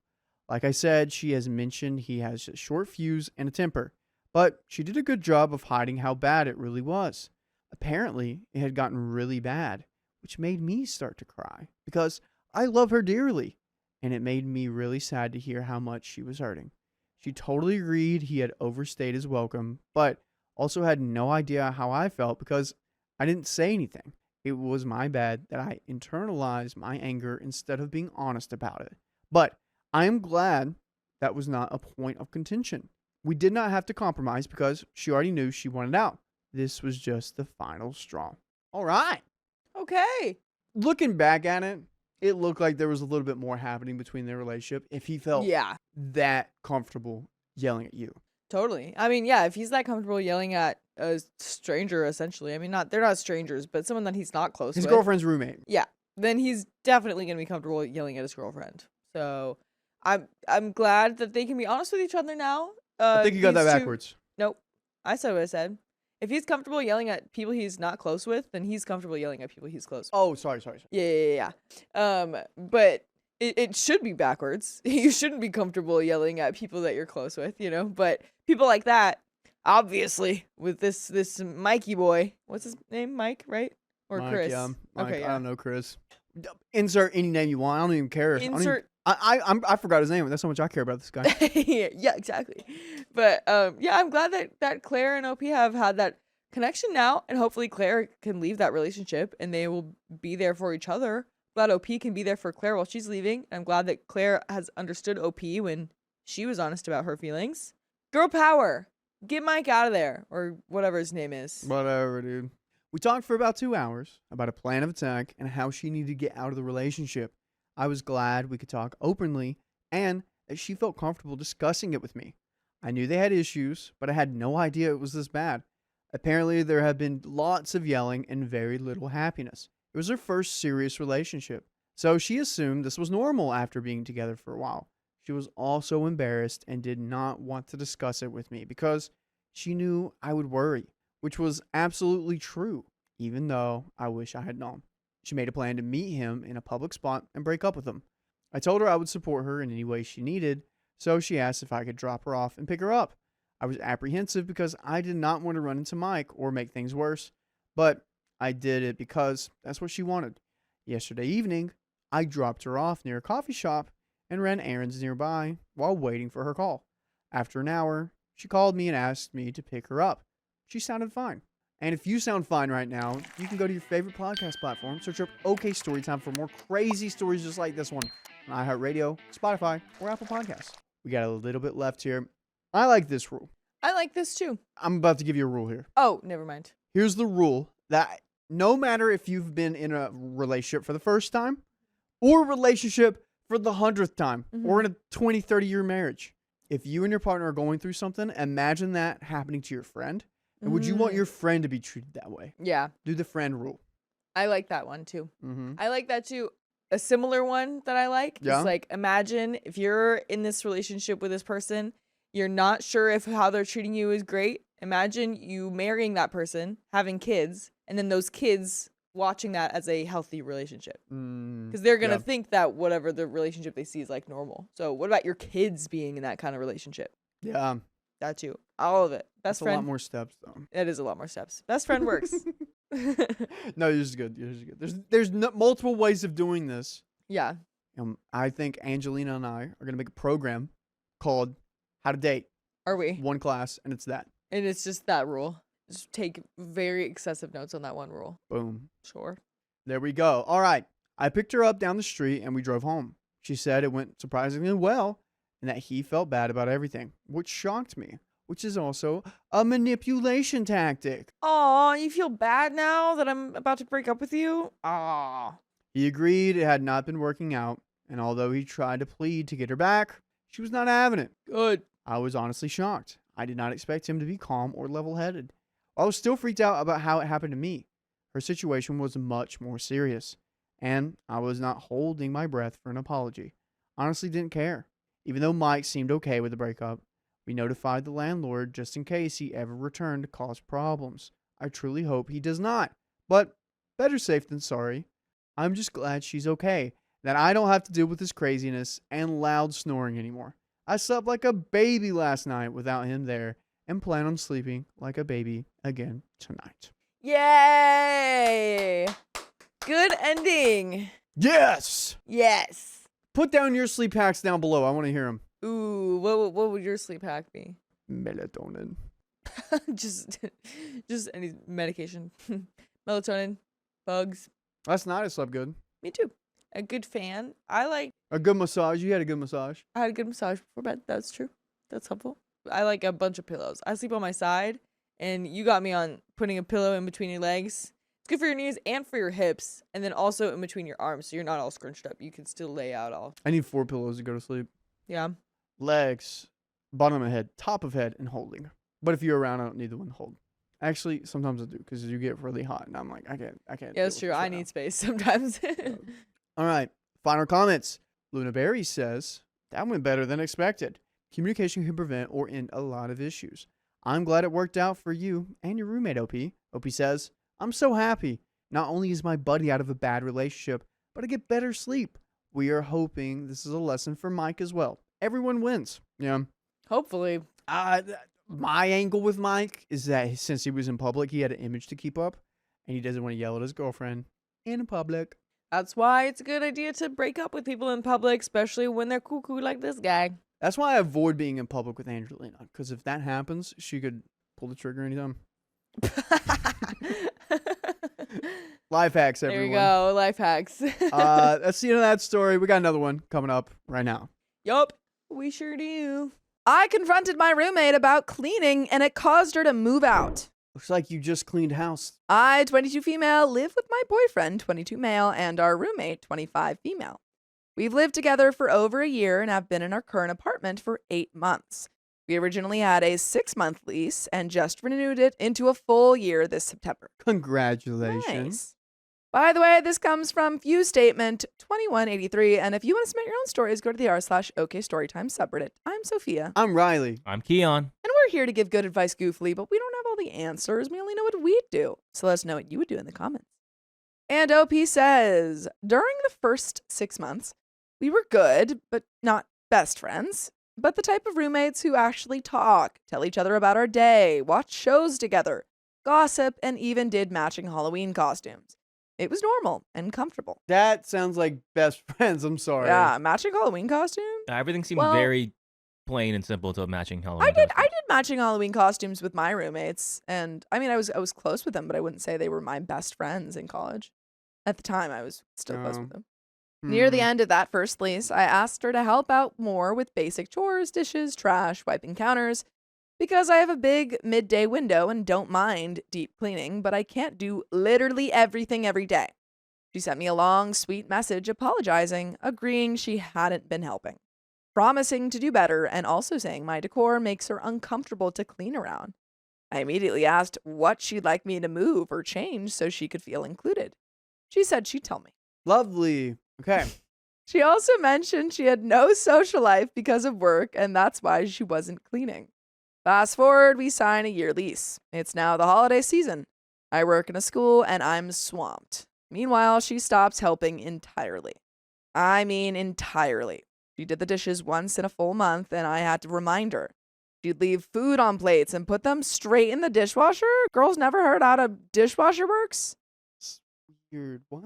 Then in October, she stopped even pretending. She's either here with a guy at a guy's house or sleep calling guys on the phone. Sleep calling guys on the phone. Wait, she's asleep while she's calling these guys? Is she boy crazy?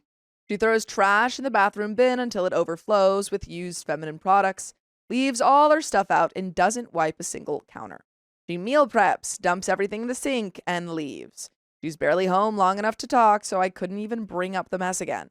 So last week, I put up a note above the sink. Hey, I'm sorry, but all dishes that contain mold or fly eggs and are left for over months will be tossed. Lovely. That's gross.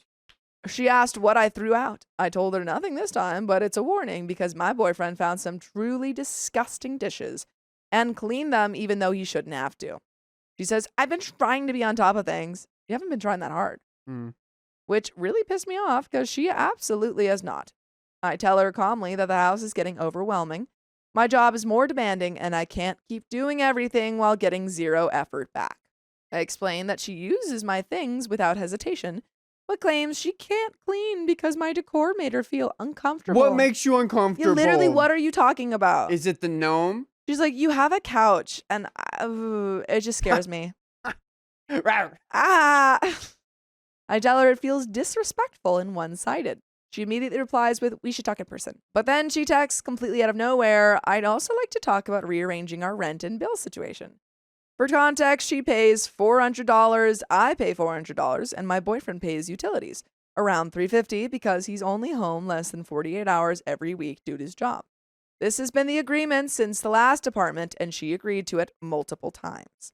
Suddenly, the moment I ask for basic help, she wants to renegotiate the bills. I got mad. Not screaming mad, just fed up. I walked in and said, hey, the bills aren't up for renegotiation. We can settle one thing at a time or not at all. Then I removed myself to calm down. When I came back out, I said, what the F, man? Why are we doing this? Not yelling, just exhausted. She instantly switches to a soft victim voice and says, don't yell at me. I don't deserve to be yelled at. I immediately apologized for my tone and said we could talk calmly. Then she says, before we start, don't make fun of me, but I don't have a therapist like you, so I talked to ChatGPT and here's what it says. No way. No. No way. Did I just call that? For real? Don't do that. Don't rely on ChatGPT for your therapy, guys. Because it's a yes man. Genuinely, it might be worse than not having therapy. Dude. It just kind of it just tells you what you want to hear. At that point, I knew the conversation was doomed, but I still tried. She then starts attacking my decor again. Stuff she told me was fine and even awesome when I asked before buying it. She complains about a bathroom shelf and a small wine cabinet, saying she doesn't need those things, that we shouldn't have them. Not yours. I tell her she has to communicate these things when they happen, not store them up for a meltdown months later. She gets irate, raises her voice, starts talking about bills again so intensely she accidentally spits in my face. I ended it by saying we clearly can't communicate. Either I need to leave or you need to leave because this isn't working. Suddenly she spirals, asking my boyfriend, why are you guys trying to punt me out? He was literally in the other room the whole time, not involved. She storms out, slams her door, slams the front door, drives to the river docks, then stays at her ex's house. The river docks? Ex's house? I text her hours later saying, I'm not trying to avoid her. I'm willing to talk calmly. I just want basic accountability and communication. She never replies. The next morning, she comes home, sees me taking down the exact decorations she screamed about, puts my heater from her room back into the living room, slams her door, and goes silent. So I took all of my belongings out of the shared space. Food, cleaning supplies, cat bowls, decor, everything. It's all in my room now. It's been 48 hours. It's the day after Thanksgiving. I'm almost certain she's been packing to break the lease and move out before the 1st. I know Reddit will say that's best, but honestly, I'm sad. We were friends. I didn't want it to end with slammed doors and me being avoided for asking her to take out the trash sometimes. So things escalated in a way I couldn't have predicted. And honestly, at this point, it feels like I'm living in a sitcom written by someone who hates me. Here's the update. Whoa, wait, update. Oh, interesting. Yeah. Yeah, it's best. It's sad. It's always sad when like a friendship breaks down or, you know, you lose that friend, but it definitely is for the best. Cuz this person was not going to change. Anyway, here's the update. Update. They break up. We got a ton of snow over the weekend. I'm at the landlord's house dog sitting. I shovel and tell her to move her car because the landlords are on their way home. She comes out, clears it off, but just doesn't move it. My boyfriend says she's getting in the bath, so I remind her again. She replies with, please? What? Please what? I quoted her own message from the night before about moving her car to avoid plows and said, you gave a statement and so am I. She immediately blows up, sends me messages about how the regret I'll feel later is going to be insane, ego passing for you, demands my landlord's number, etc. I told her they literally live next door and she can communicate like an adult. She finally moves the car. Then immediately goes inside and starts screaming, slamming cabinets, yelling things like, she's broke, she's on EBT, I'm her last friend, she's disgusting, I'm turning off the Wi-Fi, it's 8 a.m. and I'm going to jail today if I see her, it's so over. She ruined all my pots and pans because she has to cook at home every night instead of just getting McDonald's like a normal person. Oh. That's so funny. She's complaining that you cook at home? Dude, yeah, there's a lot. It's like, why do you even the need those rug. pots and pans? You don't use them. The rug, oh my gosh, it has a pile under it. We need to clear the pile out from under the rug.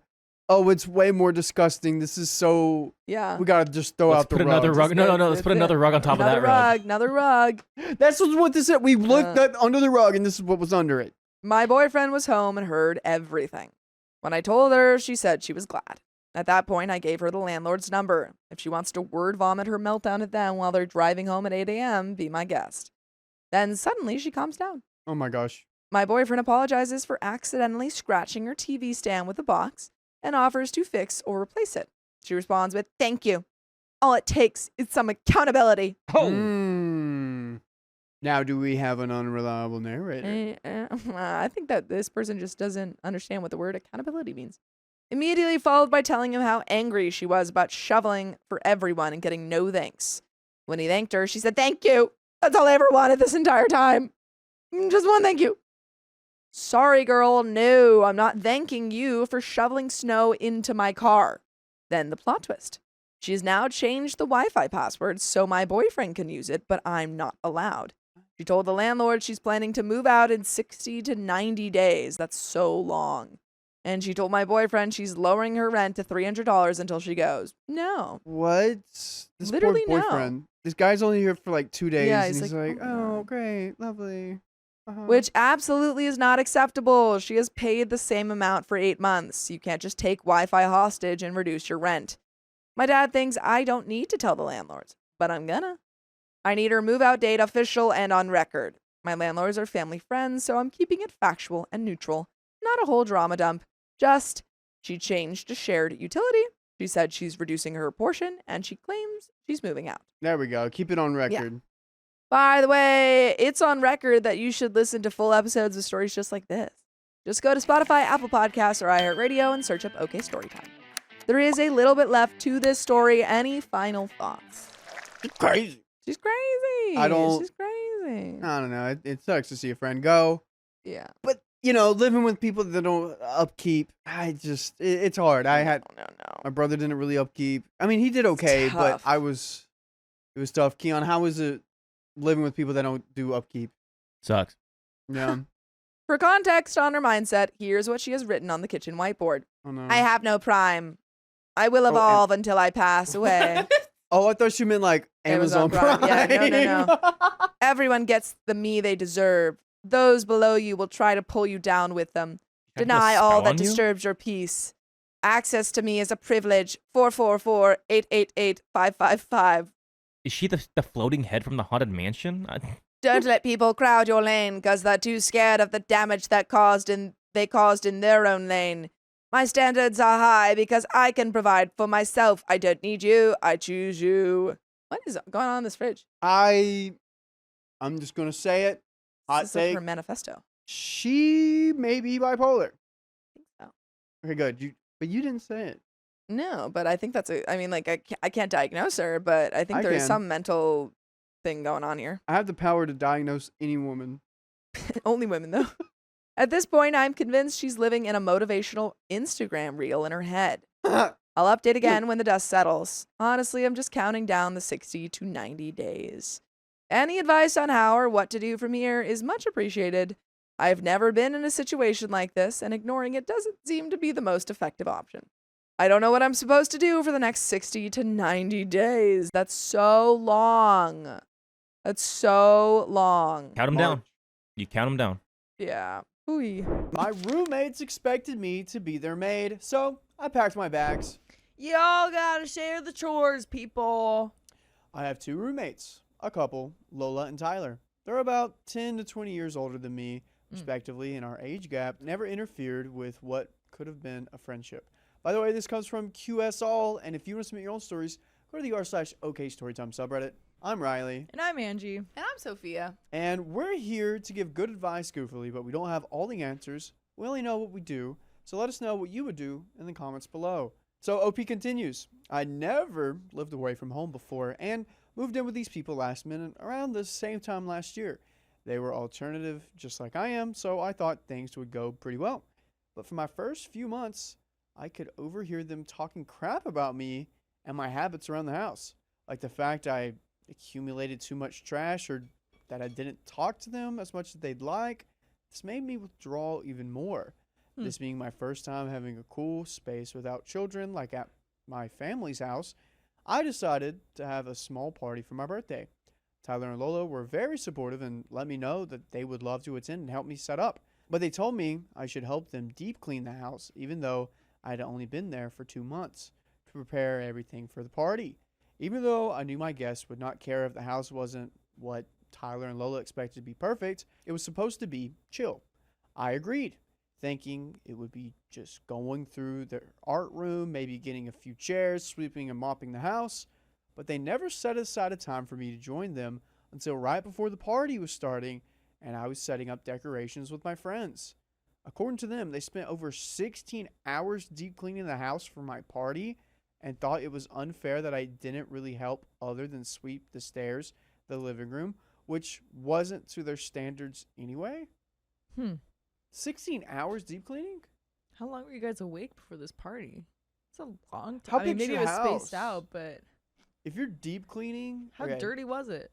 they never gave me a time to get together and clean, even though we had opposite schedules, and I needed guidance as to what they wanted to be done. The house looked very clean to me, so I genuinely had no idea what the deep clean was supposed to look like. They just took it upon themselves to do it and then got upset with me after the party itself. Tyler came up to me and said that they were not lifting a finger to clean the house after the party. I laughed and said, okay, awkwardly. After the party ended the next day, I took out all the trash, wiped down all of the counters, and emptied out all of the leftover beers. I mopped the living room and gathered all of the balloons into one spot just in case anybody wanted to play with them. I took down a majority of the decorations that I thought couldn't just stay there as a cute little memory and was truly pleased with my work, other than having way more solo cups than we would need for the next few months. Everything looked the same as it did after what they'd done, but later they asked me to do even more cleaning without specifying what they meant. So I looked at them confused and said I already did clean. That made Tyler very angry, and he raised his voice, saying that they had cleaned the house for 16 hours for my party, and the least I could do was to get it back to their standards afterwards. But Like, what are those standards? I feel like you gotta teach me, maybe. I mean, not in the way where she was saying, like, well, teach me how to clean. Yeah. But, like, if we have different standards, you have to tell me what they are. yeah, You know? Like, tell me what I'm missing. Point to what I'm missing Yeah. and what you don't like being there. Don't be mad about it. Maybe Opie didn't grow up where, the Yeah. house looked a certain way or, learned how to clean. Right. I remember being a kid and was like, oh, my room is so messy. And then I, was like, I cleaned my room, and then I like sent a picture on my iPad to my friend, and she was like, there's so much on the floor still, and I was like, what do you mean? You can like see it now though. Like the dog hair corner. You can see there was like still like some Barbies left out here and there, and I was like, well, it's pretty much clean. And then I was like, oh, okay, got it. That is so funny. Got it. Yeah. I looked around for anything and everything to do and found a few crumbs here and there, but that was about it.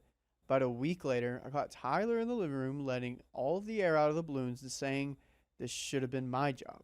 I agree. I didn't know they didn't want to keep the balloons, and it was never expressed to me that they wanted them gone. Okay, on the balloon issue, I see where OP's coming from. I do too. I do too, but the thing is that no one is actually like OP's like they didn't tell me. OP, we gotta ask too. We gotta be like, hey, are you guys cool with these balloons being left up? Yeah. Yeah. Like everyone just needs to say what they're feeling in this household. You know what we really need here? A moderator, like someone or mediator, someone in the middle, just kind of like talking it out with people. I think that would help out a lot. I mean, maybe they can try like a talking middleman together. Yeah, but I don't think it's working. Like I don't. OP sees cleaning as in a different perspective than her roommates.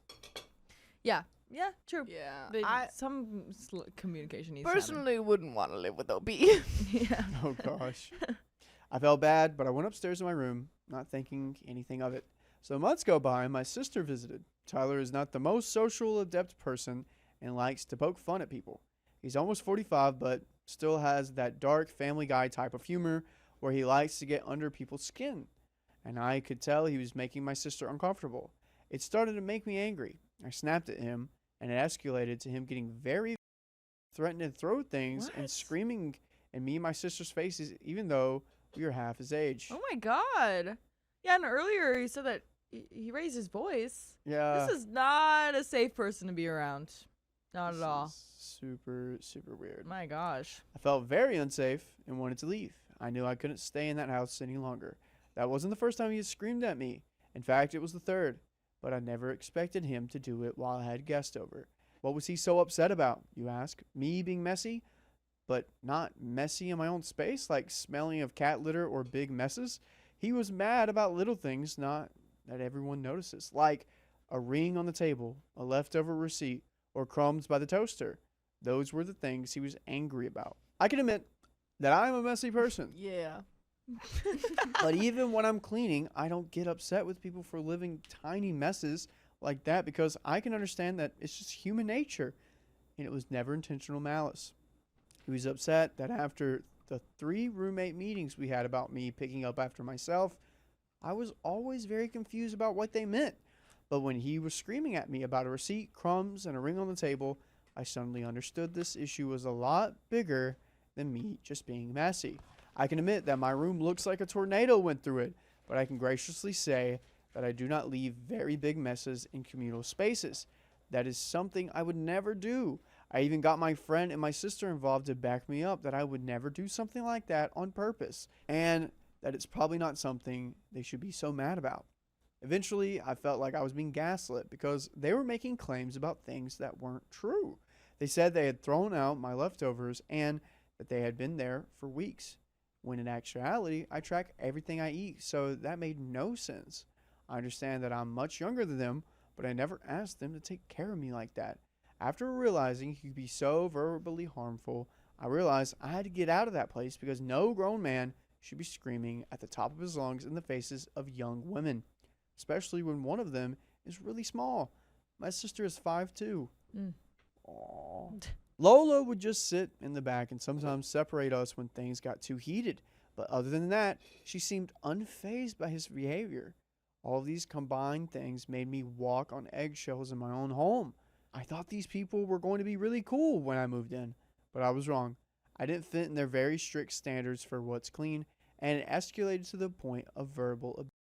Tyler was throwing things, screaming in my face, and putting his hands too close to me to the point where my sister had to get between us. Oh my gosh. I realized I needed to move out, and a couple of months later, I finally got the opportunity to start planning. My settlement check for my car accident was coming in, and I would finally have enough money. A friend of mine also reached out and said she would like to move in with me and be my roommate. All right. Okay, we're finding solutions here. Someone who has seen my room in shambles and still wanted to live with me, it made me feel very nice. My settlement check came on December 4th, and I told them December 1st that I was going to move out. They offered for me to stay, and I declined because I wanted to help out my friend since she needed to move too. They were very upset with me for giving them such short notice because I do plan on moving in the next few weeks now that I have the money. It was always an urgent need, but I didn't want to let anybody know until I was certain I could move. So things just wouldn't be awkward. Now they're sending me messages about taking pictures of my room with my stuff in it for listings and scheduling people to look at my room without consulting me. They're demanding that I have the room presentable for them without scheduling with me first. I get they need more notice, but I was genuinely afraid Tyler would get again if I said anything. Advice, please. By the way, you can listen to more advice from us on your favorite podcast platform. Just search up OK Storytime, iHeartRadio, Spotify, or Apple Podcasts. I understand where you could be in the wrong for the short notice, but if you're just if the only consequence is them being mad at you, totally worth it. Yeah, honestly, like if you can get out of there as soon as possible, I think that's for the best. It's totally understandable too that you were like scared of him getting violent again. I mean, that's not safe at all. I think in the meantime, how much time does she have before she moves out? A few weeks. Yeah, so that's good. If it's possible for you to kind of like lay low and just kind of like honestly, do I don't want to say like do what he says, but if you can try to appease to them somehow just to keep your safety, that would probably be important, and then just get out as soon as possible. And it's because of how he reacted, he doesn't deserve any good treatment from you at all. Yeah, I know that like I just suggested being nice to him and stuff, but like he doesn't deserve more of a notice. He deserves like you leaving him as soon as possible. Well, you don't have to do anything to depending on the contract, you probably do need to give more than month notice. Depends on the contract, I think. It's usually a month, but you don't feel bad about it. Yeah. Because you just got to get out there. It's for your safety. You might have to pay longer. Yeah, true. Yep. So we have an update.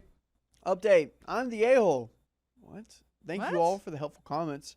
I genuinely had no idea how so much went into housekeeping. Yeah, I think OP is just talking about the cleaning part. Okay, yeah, you're not your roommates are the a-hole for screaming at you because that's crazy for sure. But you have to learn how to clean. Yeah, I wasn't taught. I lost my parents at a young age. I have apologized to Tyler and Lola and have been helping them in any way I can to find a new roommate better suited for them.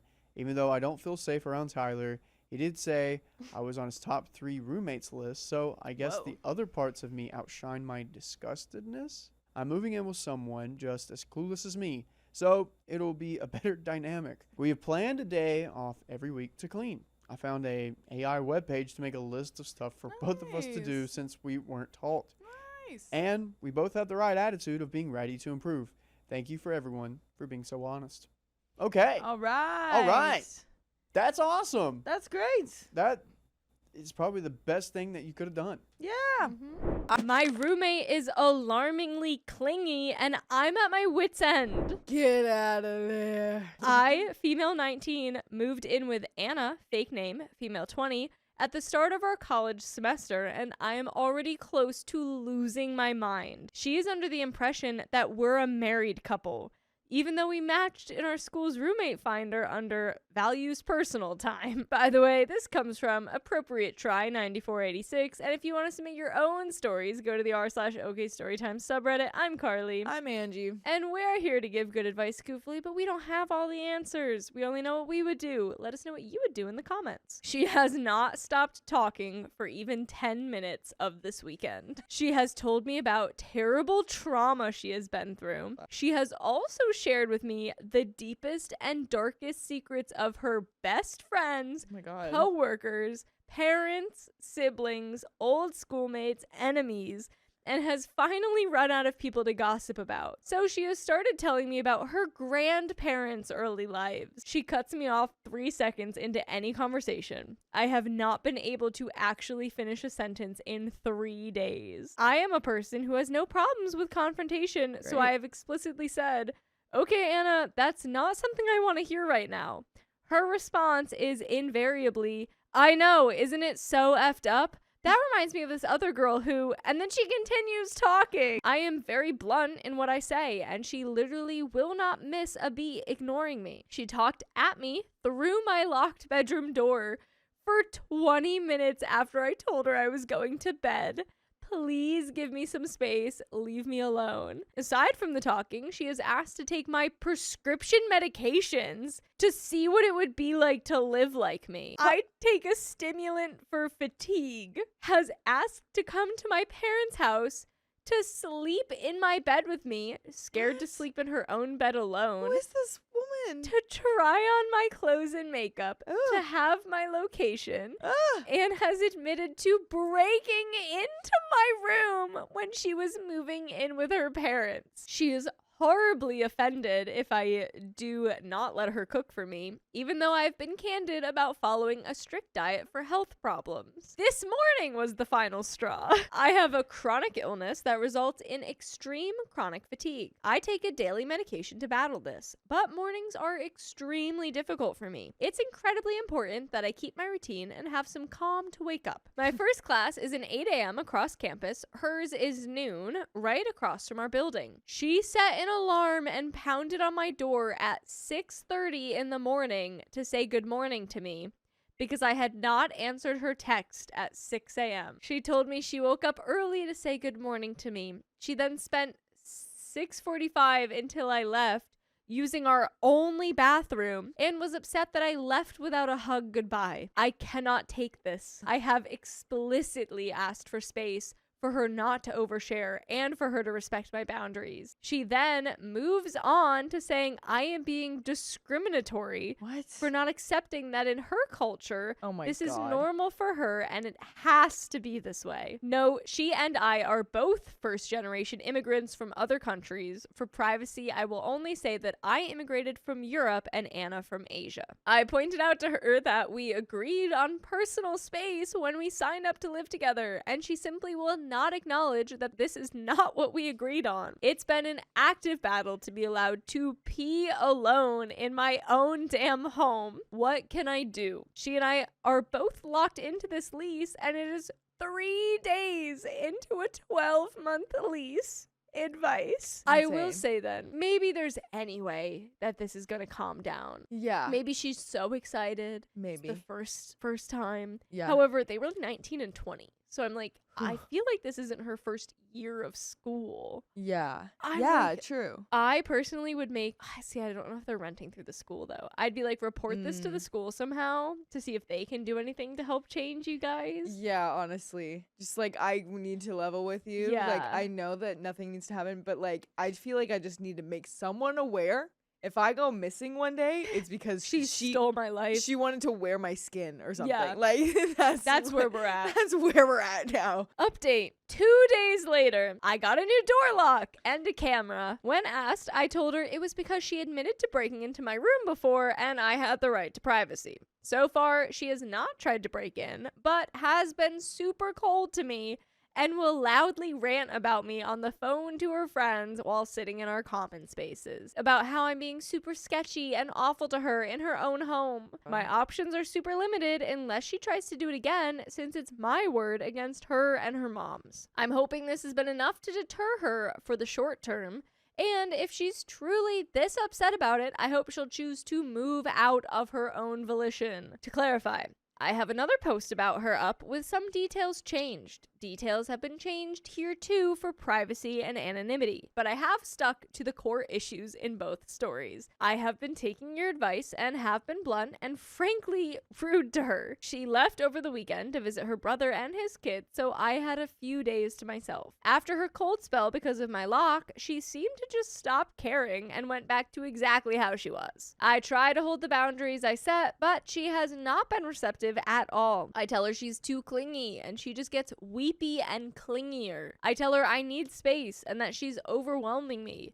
She gets weepy and clingy. She comes to my room every day and she asks if I'm proud of her for eating, for talking to people, or for cleaning up her own messes in our house. She has started copying my mannerisms when I talk, and anytime I snap, she starts talking about how cool it is that I'm willing to stand up for myself, and she's jealous. She admitted she has been diagnosed with a clinical mental disorder for which she should be taking medication, but she refuses to because it's embarrassing. She has also taken to eating my meal prep and my overnight oats, which is really exhausting because I have a specific routine to deal with chronic fatigue, and it took me years to figure out what works for me. I have been spending most of my time out of the apartment and visiting friends, staying at the library, and I have been considering going back to my parents' house and taking a few days off of classes while I figure out my option. That is a last resort, though, as they live a few states away. I talked to our leasing office again, and unless I file a police report, I can't get her out for sure. The good news is I have a friend who is moving out of her place with her current roommate, and her roommate needs a place and new roommate. I'm gonna see what my subleasing options are. I think my only option is to just get out. No matter how blunt or aggressive I am with talking to her, and no matter how upset she gets with me, an hour later she comes to talk to me like nothing happened,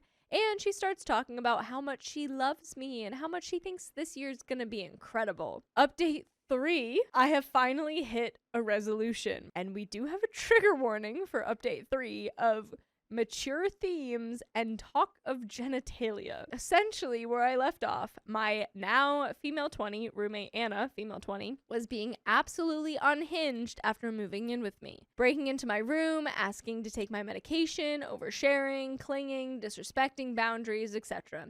Since then, there have been several incidents. But here's the breaking point. After the events of the last post, I opted to just be disengaged and polite, but I felt guilty about punting her out. Additionally, I really need the help with the rent, so I was trying to make it work. Per my last post, I had added a lock on my door and a camera in my room. The camera ended up being a cheap piece of trash and never worked, but I thought I was in the clear just locking my door. Then about 2 weeks ago, I found her AirPods in my bed. When I asked why they were in my made bed, she accused me of stealing them from her. She went on to tell me that she must have dropped them into my room, as in they hit the floor in the hall and they bounced onto my bed under the covers. She also kept up with looking through my meds and asking to essentially be my live-in nurse by distributing them to me at appropriate times and combating my doctors on what I should be taking. What actually ended up breaking me was about 10 days ago. I rarely get a menstrual cycle due to specific health conditions, and so when I do, I am usually in severe pain and am extremely hormonal. I ended up getting my cycle recently, and so bought pads. I had a few friends over to have dinner for my birthday, at which point she came out and started talking to us. We are all AFAB, so we were talking about woes of birth control and hormones. Anna loudly interrupted me with, "Oh, so that's why there are pads in the trash can. Ha ha ha ha ha ha." We sort of laughed it off and kept talking, at which point I made the mistake about complaining about my birth control. I use a type that needs to be refrigerated when not being used, and I can't afford a mini fridge for my room right now, so I had it hidden under a container on my shelf in our shared fridge. She asked about the kinds of birth control, so we let her know about pills, inserts, IUDs, etc. She asked about the insert, and I sort of explained, but did not tell her about my meds in the fridge. Fast forward to when I needed to get my birth control again. It is not in the fridge. I tear the entire thing apart, item by item. It is absolutely not there. I text her, irate, and she responds, she has no idea, but check the cabinets. I tell her that she's the only one who could have taken it, and I know it wasn't me. She insists it wasn't her, and she'll help me find it. Next day, I go back to the fridge, and there it is in the very center of my shelf. I am infuriated because I can't prove it was her legally.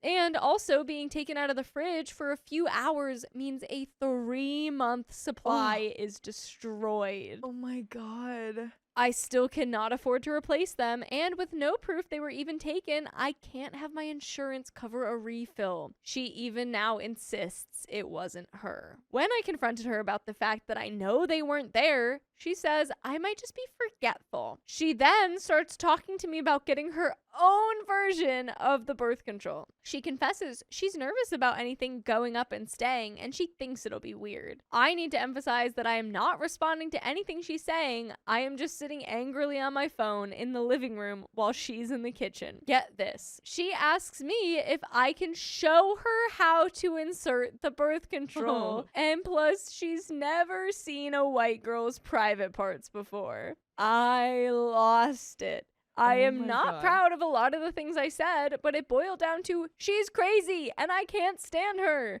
I can't believe she even exists as a person, and I refuse to live with her moving forward. I gave her until this semester to move out, or I am contacting her family about her behavior. Her family is conservative and would react poorly to her behavior, and I wouldn't actually contact them unless she refused to leave. By the way, I would actually contact you to let you know that there are full episodes of stories just like this. Just go to Spotify, Apple Podcasts, iHeartRadio, whatever your podcast app is, search up OK Storytime. Also, she's already admitted to me that she helped her father break into my room. What? Her dad did it? I told her I will press charges on him. I realistically have no way, as there's no proof and no damage, but it still scared her, which was honestly more the intention. She started hysterically crying and accusing me of being discriminatory. Oh my God. Hating her for no reason, targeting her, and making up lies. She denied that she ever did anything, and things we've had conversations about, or even things we've had conversations about prior. It was really concerning because it seemed like she honestly didn't know where this was coming from. Things are wildly tense in the home, and I have been locking my door with a doorstop when I'm inside and trying to find a new camera. She, however, has already agreed to leave, and I already let the apartment manager know that I will be signing a new roommate in December. I am really stressed about the next month, but I feel like the end is in sight, and she understands that I am serious about contacting her family. I'm almost free. That is the end of that story. I'm so glad she's getting out of there. So if you love us, make sure to subscribe. We love you. And see you tomorrow.